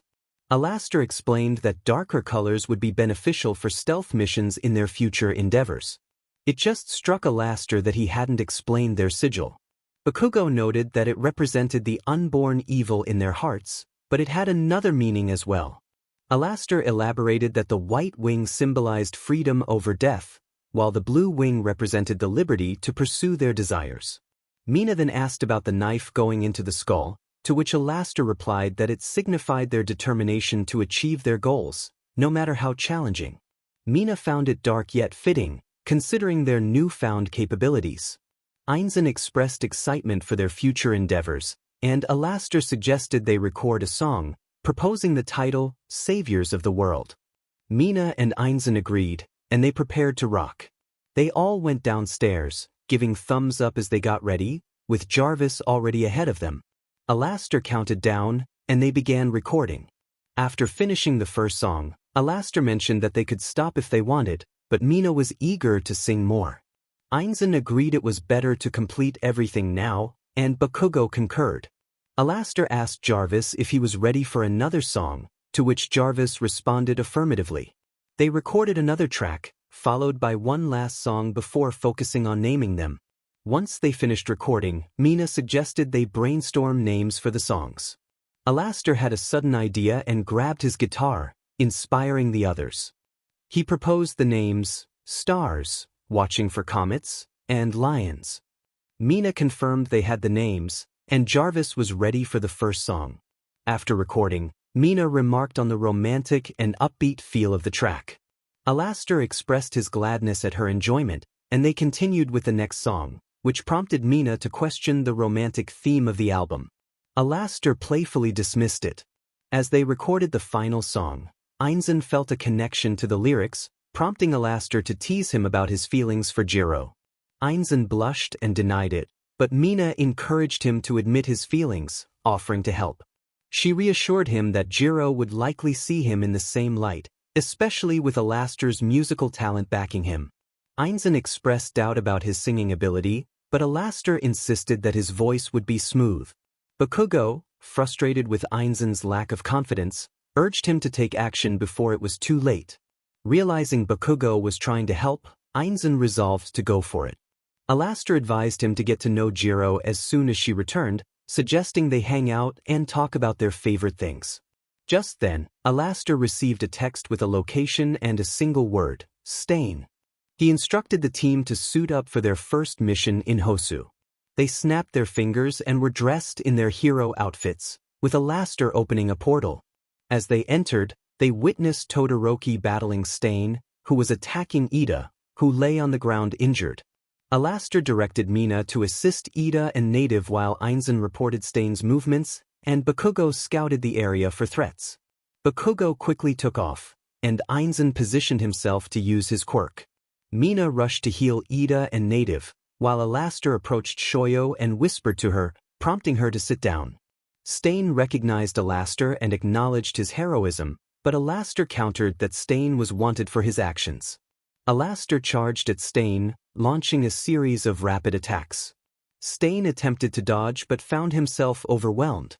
When he saw an opening to strike, 𝐻𝐻𝐻 warned 𝐼𝐻𝐻 through their mental link, allowing him to evade the attack and counter with a powerful punch that knocked 𝐻𝐼𝐻 back. 𝐻𝐼𝐻, frustrated by 𝐼𝐻𝐻's speed, questioned how he could be so fast. 𝐼𝐻𝐻 joked in response, causing the others to chuckle. 𝗏𝗏𝐻𝐼 arrived and reported the presence of multiple gnomes. 𝐼𝐻𝐻 instructed 𝐻𝐻𝐻 to assist 𝗏𝗏𝐻𝐼 while he handled 𝐻𝐼𻻻 alone. As 𝐻𝐼𻻻 charged, 𝐼𝐻𝐻 allowed the attack to hit him, shattering the sword upon contact. 𝐻𝐼𻻻 was bewildered, and 𝐼𝐻𝐻 laughed, taunting him as he prepared for the next move. 𝐼𝐻𝐻 grabbed 𝐻𝐼𻻻 by the neck and lifted him off the ground. He informed 𝐻𝐼𻻻 that he was headed to death row and suggested he say goodbye to fresh air. 𝐻𝐼𻻻 requested to say one last thing before being imprisoned. 𝐼𝐻𝐻 agreed, but when 𝐻𝐼𻻻 drew his pocket knife to attack, it broke and he dropped it. 𝐼𝐻𝐻 asked if that was all 𝐻𝐼𻻻 had to say, to which 𝐻𝐼𻻻 confirmed. Satisfied, 𝐼𝐻𝐻 then slammed 𝐻𝐼𻻻 against the wall, rendering him unconscious. He remarked on how peaceful they looked when knocked out, eliciting a playful response from Mina, who expressed her affection for his antics. 𝐼𝐻𝐻 teased her about her intentions, but she clarified that she wasn't interested in repeating a previous experience. 𝐼𝐻𝐻 decided to check in with 𝗏𝗏𝐻𝐻 and 𝐻𝐻𝐻 to see how they were handling the fires. 𝐻𝐻𝐻 confirmed they were wrapping things up. 𝐼𝐻𝐻 mentioned he would be handing 𝐻𝐼𻻻 over now, and 𝐻𝐻𝐻 said they would talk soon. 𝐼𝐻𝐻 then asked Mina if the injured were treated, to which she affirmed that she had done what she could, but their bodies needed time to heal. He proposed they deliver 𝐻𝐼𻻻 to the police, explaining that he had the principal's assurance that 𝐻𝐼𻻻 would be put on death row soon. Mina agreed, pleased they wouldn't have to get their hands dirty. 𝐼𝐻𝐻 suggested hanging 𝐻𝐼𻻻 from a lamppost, and Mina enthusiastically agreed. She allowed 𝐼𝐻𝐻 to take the lead, and he planned to leave a note for the principal, indicating their involvement in the investigation. After hanging 𝐻𝐼𻻻 from the lamppost with a note that read, "A little gift from me, sir. Al," 𝐼𝐻𝐻 asked Mina if she wanted to go home. She expressed a longing for food, and he assured her he would inform 𝐻𝐻𝐻 and 𝗏𝗏𝐻𝐻 to meet them at home. Once they arrived, they changed into their regular clothes and began cooking dinner. 𝐻𝐻𝐻 and 𝗏𝗏𝐻𝐻 joined them, and they all sat down to enjoy their meal. 𝗏𝗏𝐻𝐻 marveled at the quality of their food, admitting he could cook but not like this. 𝐻𝐻𝐻 echoed his sentiment, praising 𝐼𝐻𝐻's culinary skills. 𝐼𝐻𝐻 explained that his time in Germany had taught him many things, including cooking and advanced hand-to-hand combat. He then remembered to ask 𝗟𝗏𝐻 if he had sent the album to Mac and the music company, to which 𝗟𝗏𝐻 replied he could do it now. After thanking 𝗟𝗏𝐻 for his assistance, 𝐼𝐻𝐻 praised his friends for their productive day, having completed an album and taken down a target. He encouraged everyone to get some rest. Mina said she would see 𝗟𝗏𝗻 in their room, and he promised to join her soon. They all went to their rooms, and 𝗟𝗏𝗻 reached out to Ignatius. He greeted his MSTR, who inquired about Mina and the other disciples. 𝗟𝗏𝗻 shared that they had started a band and were doing well, also revealing some good news. Ignatius jokingly asked if Mina was 𝗟𝗏𝗏, but 𝗟𝗏𝗻 clarified that while they had been together, 𝗏𝗻's name could soon be crossed off their list. He explained that 𝗏𝗻 should be hanging from a lamppost in front of the police station, awaiting execution. Ignatius congratulated him and requested more updates, as he found it boring without them. 𝗟𝗏𝗻 playfully teased Ignatius about his reaction to their music career, prompting a light-hearted exchange. After their conversation, 𝗟𝗏𝗻 headed upstairs to find Mina resting. He reminded her they needed to make adjustments to her costume and prepare breakfast for the others. Mina agreed, suggesting they take a quick shower first. As they showered together, Mina struggled with her new body, knocking over a few items. 𝐼𝐼𝐴 understood it would take her some time to adjust. After finishing their shower, they dried off and got dressed, with her clothes automatically adjusting to fit. 𝐼𝐴 noted that this saved him some time. Mina agreed and suggested they make breakfast together. They soon headed downstairs, where they began preparing their meal. The other two soon joined them, immediately noticing something was off. 𝐒𝐮𝐬 asked what had happened to Mina's appearance. 𝐼𝐴 explained that she had used black magic to change her physical form, and once that was done, it couldn't be undone. Mina had been unaware of this consequence, which left her in her current state. 𝗏𝐾𝐭 pointed out that this was a significant issue, as people would surely notice. 𝐼𝐴 reassured them that they would find a solution, as they always did. 𝐒𝐮𝐬 expressed concern about Mina's parents, fearing they would be angry and demand answers. 𝐼𝐴 admitted he hadn't yet thought about how to explain things to them. Suddenly, the doorbell rang. 𝐼𝐴 asked 𝗟𝗶𝐻𝗸 who was at the door, and 𝗟𝗶𝐻𝗸 informed him that Mina's parents had arrived, which posed a big problem. 𝐼𝐴 realized they couldn't leave them outside and contemplated whether they should tell them the truth. He concluded that avoiding it was no longer an option. 𝐒𝐮𝐬 reminded 𝐼𝐴 that while they wanted to help, it was ultimately his responsibility to handle the situation. 𝗏𝐾𝐭 suggested they call him once Mina's parents were gone. 𝐼𝐴 decided to answer the door, while Mina opted to stay in the kitchen. When 𝐼𝐴 opened the door, he greeted Mina's parents, expressing surprise at their visit. Mike explained they had come to see Mina, knowing 𝐼𝐴 and the others were busy with music and school. 𝐼𝐴 welcomed them in but warned that Mina might look different, though it was nothing bad. Mike immediately asked if something was wrong, and 𝐼𝐴 hesitated, unsure how to explain. He assured them it wasn't anything serious, just that he had allowed Mina to access his magic without fully explaining the consequences. Mike's concern grew as he warned 𝐼𝐴 about the possibility of his daughter being 𝗟𝗟𝗏. 𝐼𝐴 quickly clarified that it was nothing like that. He had simply neglected to explain some details about the magic. When he called for Mina to come out, her appearance shocked and confused her parents. Mike pointed out that while Mina had indeed changed, she had been growing regardless. Mina, feeling embarrassed, called out to her dad.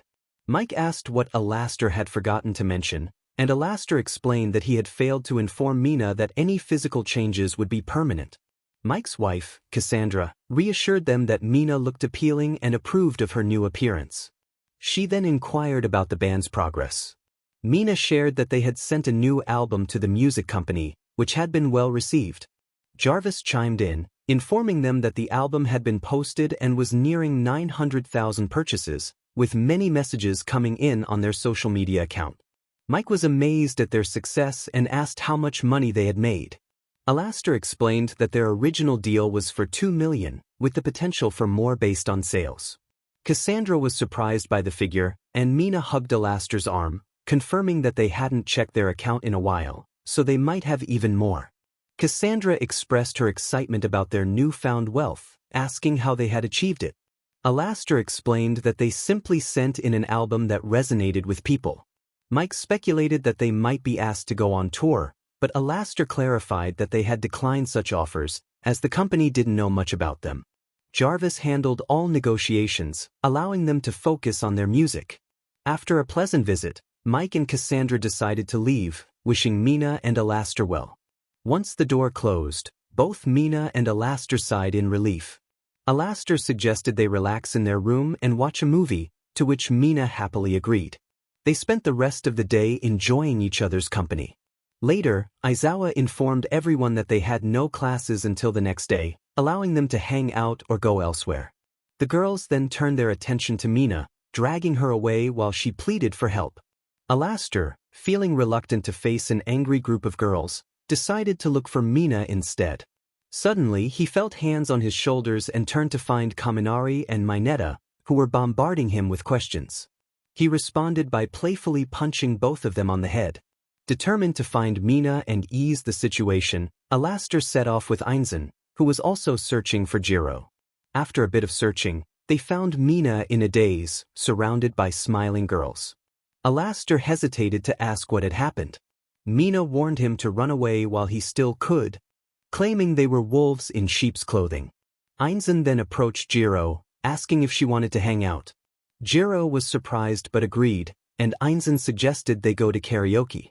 𝗟𝗏 excitedly mentioned a place where they could play instruments while singing. 𝐼𝐻𝐬 asked if he could bring 𝗟𝗪𝗏, Mina, and 𝗏𝗏𝐽 along, as he had something he wanted to show 𝗟𝗏. 𝗟𝗏 agreed, looking forward to the outing. That's fine with me. 𝐼𝐻𝐬 suggested they get 𝗏𝗏𝐽 to show 𝗟𝗏 what they had been working on. Mina agreed, excited about the plan. 𝗟𝗪𝗏 decided to call 𝗏𝗏𝐽 and let him know to meet them. As he spoke on the phone, 𝗟𝗏 overheard him ask if 𝗏𝗏𝐽's arms were ready to drum. 𝗟𝗪𝗏 confirmed that 𝗏𝗏𝐽 would meet them at the station and encouraged 𝗟𝗏 to lead the way. They picked up 𝗏𝗏𝐽 along the way and soon arrived at the karaoke place, where they rented a room for a couple of hours. 𝗟𝗏 expressed her confusion about the absence of cameras, wondering why they were so insistent on privacy. 𝗟𝗪𝗏 explained that they were going to play something that needed to remain a secret.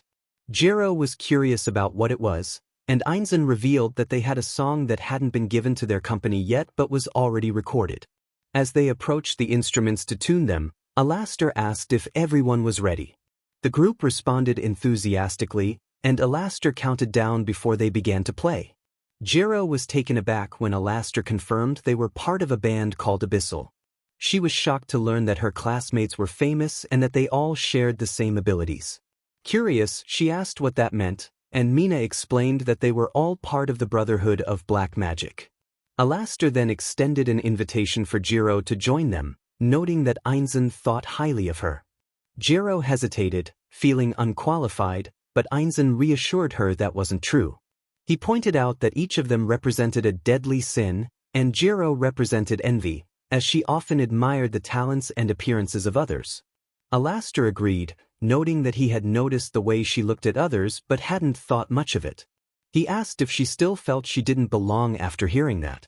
𝗟𝗏, deep in thought, finally looked up with determination in her eyes and declared that she accepted the invitation, ready to prove herself. The group smiled at her newfound resolve. However, 𝗟𝗏 surprised everyone by walking up to 𝐼𝐻𝐬 and kissing him. They quickly turned their heads, while Mina playfully leaned toward 𝗟𝗪𝗏, expressing her longing for something special from him. 𝗏𝗏𝐽 was clearly displeased and made his feelings known. Mina then turned to 𝗏𝗏𝐽 with a mischievous smile, prompting him to backtrack on his words. 𝗟𝗪𝗏 reminded them that they needed to see if 𝗟𝗏 could learn, leaving it to 𝐼𝐻𝐬 to teach her. 𝐼𝐻𝐬 agreed, having been the one to suggest inviting her in the first place. 𝗟𝗪𝗏 then mentioned that they would go to a secluded place to test her abilities and reminded 𝗟𝗏 that she would need to move in with them, suggesting she inform her parents to avoid any complications. 𝗟𝗏 expressed uncertainty about her parents allowing it but mentioned she could say she was sleeping over at a friend's house that night, which would help with convincing them. 𝗟𝗪𝗏 thought that was a good plan.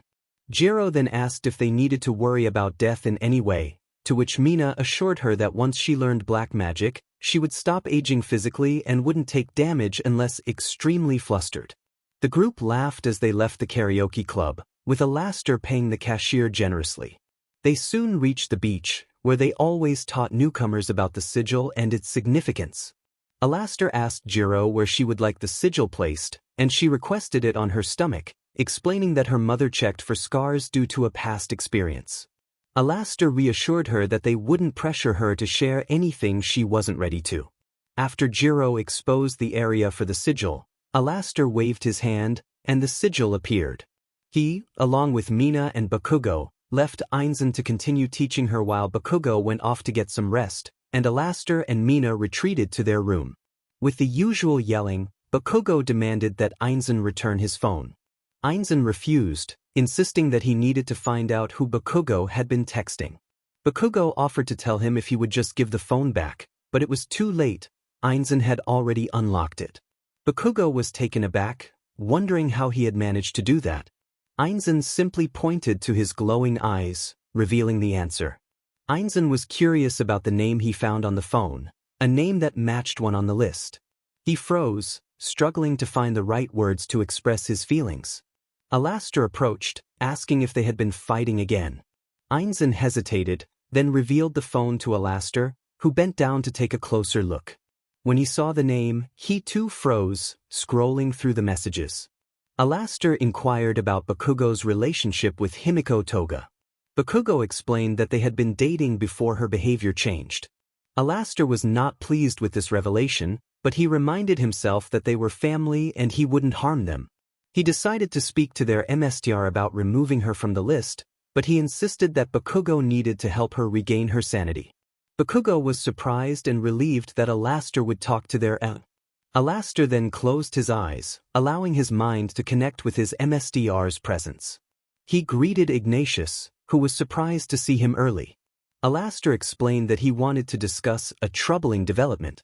Ignatius asked if there had been a betrayal, but 𝗟𝐼𝐼 clarified that 𝗏𝗏𝐽𝐽 had been dating someone on the list for years. Ignatius reacted strongly, but 𝗟𝐼𝐼 reminded him of his own rule about prioritizing the happiness of his disciples. 𝗟𝐼𝐼 also mentioned that he had tasked 𝗏𝗏𝐽𝐽 with helping Toga regain her sanity without resorting to black magic, believing it would strengthen their relationship. Ignatius acknowledged 𝗟𝐼𝐼's reasoning and shifted the conversation to business, mentioning a new member named 𝗂𝗏𝗧𝗟𝗏. 𝗟𝐼𝐼 agreed with 𝐒𝐮𝐬𝐽𝐽's observation that each of them represented a different sin, sharing his own experience of wrath. Ignatius recalled a past incident where 𝗟𝐼𝐼 had reacted fiercely to someone hurting Charlie. They then discussed Toga, with Ignatius noting that she was only a minor target on their list. After their conversation, 𝗟𝐼𝐼 felt a new weight on him and opened his eyes to find Mina resting her head on his chest, prompting a chuckle from him. 𝗏𝗏𝐽𝐽 was anxious as he texted Toga, hoping she would show up. He felt the pressure of not wanting to let 𝗟𝐼𝐼 down and considered using black magic if necessary. Just then he was playfully tackled from behind by Toga, who expressed how much she missed him. 𝗏𝗏𝐽𝐽, while happy to see her, felt the need to discuss something serious. Toga, sensing his hesitation, led him to a small cafe where they could talk privately. 𝗏𝗏𝐽𝐽 was surprised by her connections but reassured her that he was not upset about her past. He then revealed the sigil on his skin, explaining that it was the source of his new power, which he had possessed for about a month. Toga was alarmed, fearing he had been harmed, but 𝗏𝗏𝐽𝐽 clarified that he was now immortal and had the ability to use dark magic. He was ready to propose a deal to her, hoping to ease her concerns. "Come with me and we can live forever as immortals." Toga expressed her concerns, admitting that she was a murderer and doubted that the person who taught 𝗟𝐼𝐼 would want to teach her. 𝗟𝐼𝐼 chuckled, revealing that he was also a murderer and questioned why her name was on the list. Toga, startled, called out for 𝗟𝗡𝐺, demanding to know who 𝗟𝐼𝐼 was and why he had returned. 𝗟𝐼𝐼 reassured her that he meant no harm and added that her friend was not dead, just unconscious. In a moment of panic, Toga attempted to stab 𝗟𝐼𝐼, her expression shifting from worry to despair when her weapon broke. Despite this, she continued her efforts. 𝗏𝗏𝐽𝐽 intervened, urging her to calm down and explaining that 𝗟𝐼𝐼 was the one who had taught him. Toga reluctantly agreed to relax, still feeling uneasy about the situation. 𝗟𝐼𝐼, with his ever-present smile, remarked on the dramatic introduction. Toga found his smile unsettling, especially after her attack. 𝗏𝗏𝐽𝐽 noted that 𝗟𝐼𝐼 had always been this way and hinted that he had likely taken many lives, perhaps as many as Toga could have in her lifetime. 𝗟𝐼𝐼 acknowledged Toga's bloodlust and her willingness to protect 𝗏𝗏𝐽𝐽, stating that she had earned his trust. Toga questioned whether this encounter had been planned from the beginning. 𝗟𝐼𝐼 confirmed that while he had orchestrated it, 𝗏𝗏𝗽𝗏 had been unaware of his intentions. He then expressed concern about Mina's reaction to the situation. As the scene shifted, the group stood before a red portal. 𝗟𝐼𝐼 explained that they were heading to Hell City and warned them to be prepared for danger, as many would try to attack them. He encouraged them to show their strength against those who were despicable. Mina inquired about what to expect in Hell City, and 𝗟𝐼𝐼 described it as a place filled with chaos and unsavory elements. He warned them to be ready for unwelcoming faces at the hotel he had helped create. 𝗏𝗏𝗽𝗏, eager for a fight, declared that he would take them down, but 𝗟𝐼𝐼 cautioned him to hold back. With that, 𝗟𝐼𝐼 led the way through the portal into the city he knew well. Upon arrival, Mina was taken aback by the gruesome sights. 𝗏𝗏𝗽𝗏 noticed a counter with 3 zeros and questioned its significance. 𝐼𝐼𝐻𝐿 expression changed as he realized the counter's meaning, urging everyone to follow him quickly to the hotel. He picked Mina up and sprinted, causing her to ask why he was so frightened. 𝐼𝐼𝐻𝐿 reminded them about the cleanse he had mentioned, revealing that it was happening that day and they needed to reach safety. Once inside the hotel, he locked the door behind them, relieved to have made it in time. However, a voice from within the hotel welcomed them, hinting at trouble ahead. 𝐼𝐼𝐻𝐿 braced himself for what was to come, while Mina remained confused about the unfolding events. What are humans doing down here? Mina greeted the group with a simple, hi. A voice questioned who had brought them down, expressing concern for their safety. Mina reassured them that they were fine but was unsure who had led them there. 𝐼𝐼𝐻𝐿 appeared, greeting Charlie with a toothy grin and a wave, leaving Charlie momentarily shocked and unable to respond. The voice inquired about the identity of 𝐼𝐼𝐻𝐿, prompting Charlie to suggest they would have to see for themselves. 𝐼𝐼𝐻𝐿 remarked on Charlie's busy schedule, and the voice, recognizing 𝐼𝐼𝐻𝐿's distinct tone, expressed frustration at his presence, accusing him of abandoning them. 𝐼𝐻𝐿 responded with a casual remark, attempting to lighten the mood despite the tension. 𝗧𝗟𝐽 confronted 𝐼𝐻𝐿, demanding to know how he could show his face after leaving them. 𝐼𝐻𝐿, unfazed, teased 𝗧𝗟𝐽 about the situation. 𝗧𝗟𝐽, feeling provoked, threatened him, leading to a heated exchange. Mina and the others found humor in 𝐼𝐻𝐿's words, despite their harshness. 𝗧𝗟𝐽, frustrated, directed her spear toward Mina, demanding to know what 𝐼𝐻𝐿 had said. Mina, unfazed, playfully deflected the question, asserting their own uniqueness. 𝐒𝐮𝐬𝐦𝐦 stepped in, declaring their humanity and warning 𝗧𝗟𝐽 to back off. 𝗧𝗟𝐽, confused, questioned their relationship, to which 𝐒𝐮𝐬𝐦 clarified that Mina was not his girlfriend but 𝐼𝐻𝐿's. 𝐼𝐻𝐿, with a snap of his fingers, disarmed 𝗧𝗟𝐽, asserting he wouldn't tolerate threats. Angel Dust, groggy from a hangover, entered the scene, recognizing 𝐼𝐻𝐿 and commenting on his return. He flirted with Mina, who reacted with disgust. Charlie, curious about 𝐼𝐻𝐿's intentions, asked why he had brought humans with him. 𝐼𝐻𝐿 explained he was there to check on things and show them Hell City, emphasizing they were not ordinary humans. Mina, eager to prove their uniqueness, challenged 𝗧𝗟𝐽, warning Angel to stop his advances. The group bantered back and forth, with 𝐼𝐻𝐿 expressing a longing to book a room. Charlie, skeptical, asked for payment, while 𝗧𝗟𝐽 voiced her disbelief at 𝐼𝐻𝐿's return.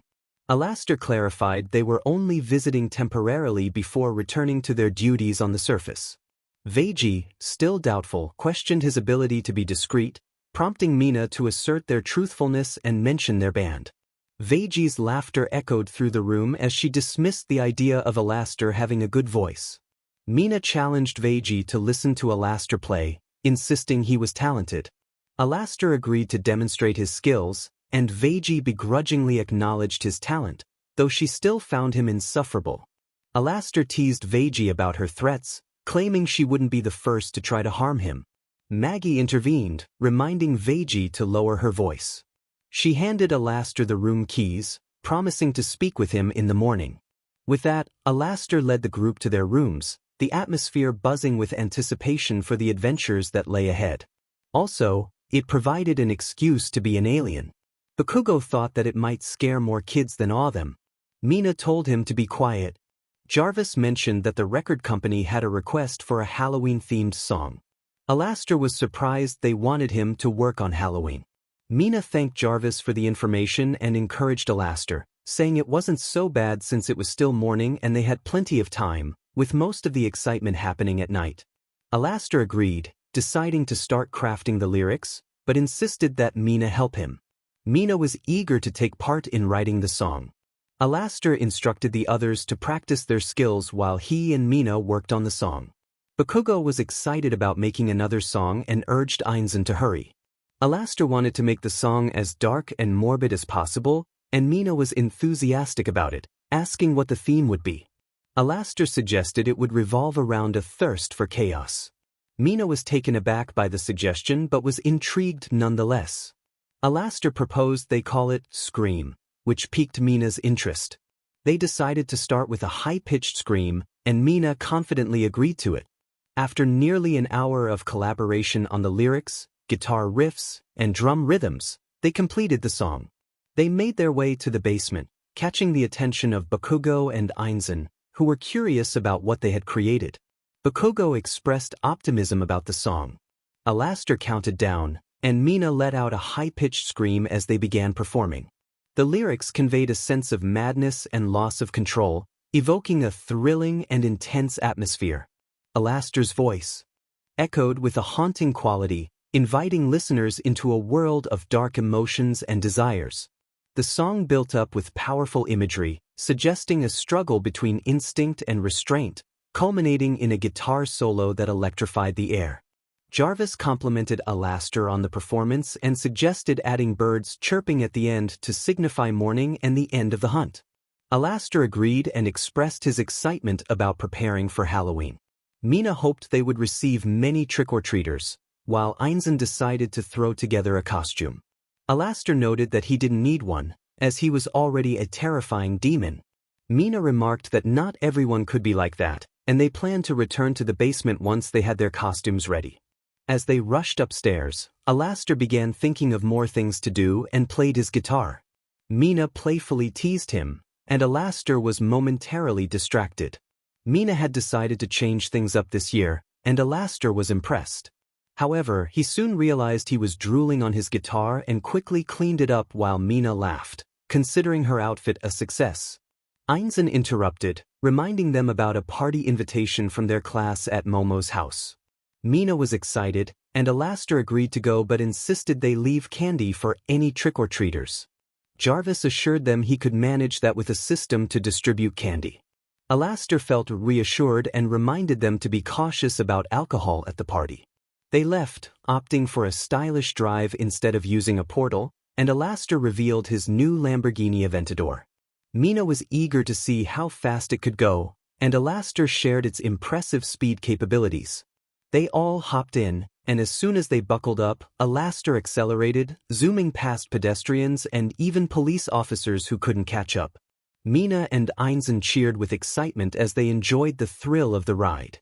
𝐼𝐻𝐻𝐸 took a different turn, and they soon found themselves alongside a line of cars, nodding in acknowledgement as they sped past. The other drivers nodded and waited for the light to turn green. As soon as it did, 𝐼𝐻𝐻𝐸 slammed the pedal to the floor, quickly gaining the lead.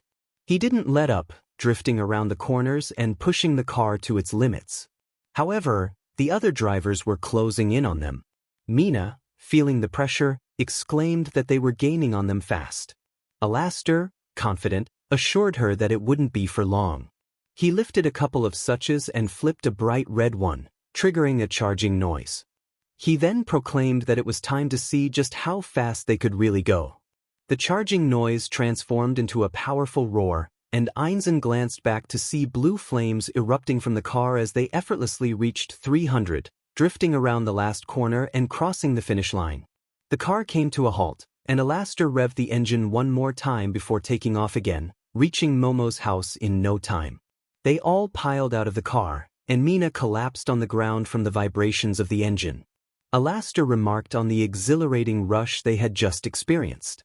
𝐼𝐻𝐻𝐸, still on the ground, declared that she would drive next time, but 𝐼𝐻𝐻𝐸 insisted that it was his car and his rules.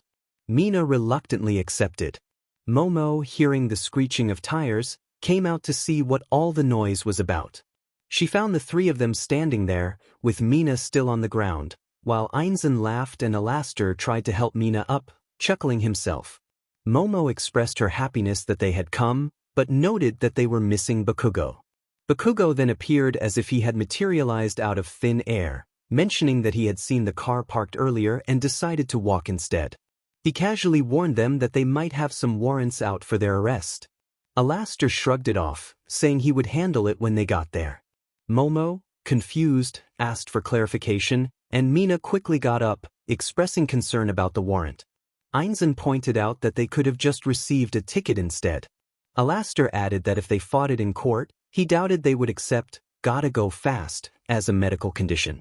Momo questioned why that would even be considered a medical condition. 𝐒𝐮𝐻𝐸𝐽, dismissing the conversation, declared himself the only sane one and asked if the party was happening. Momo confirmed that it was, inviting them to follow her, but mentioned that no one else was there yet since they were the first to arrive. She asked if they could help her set up.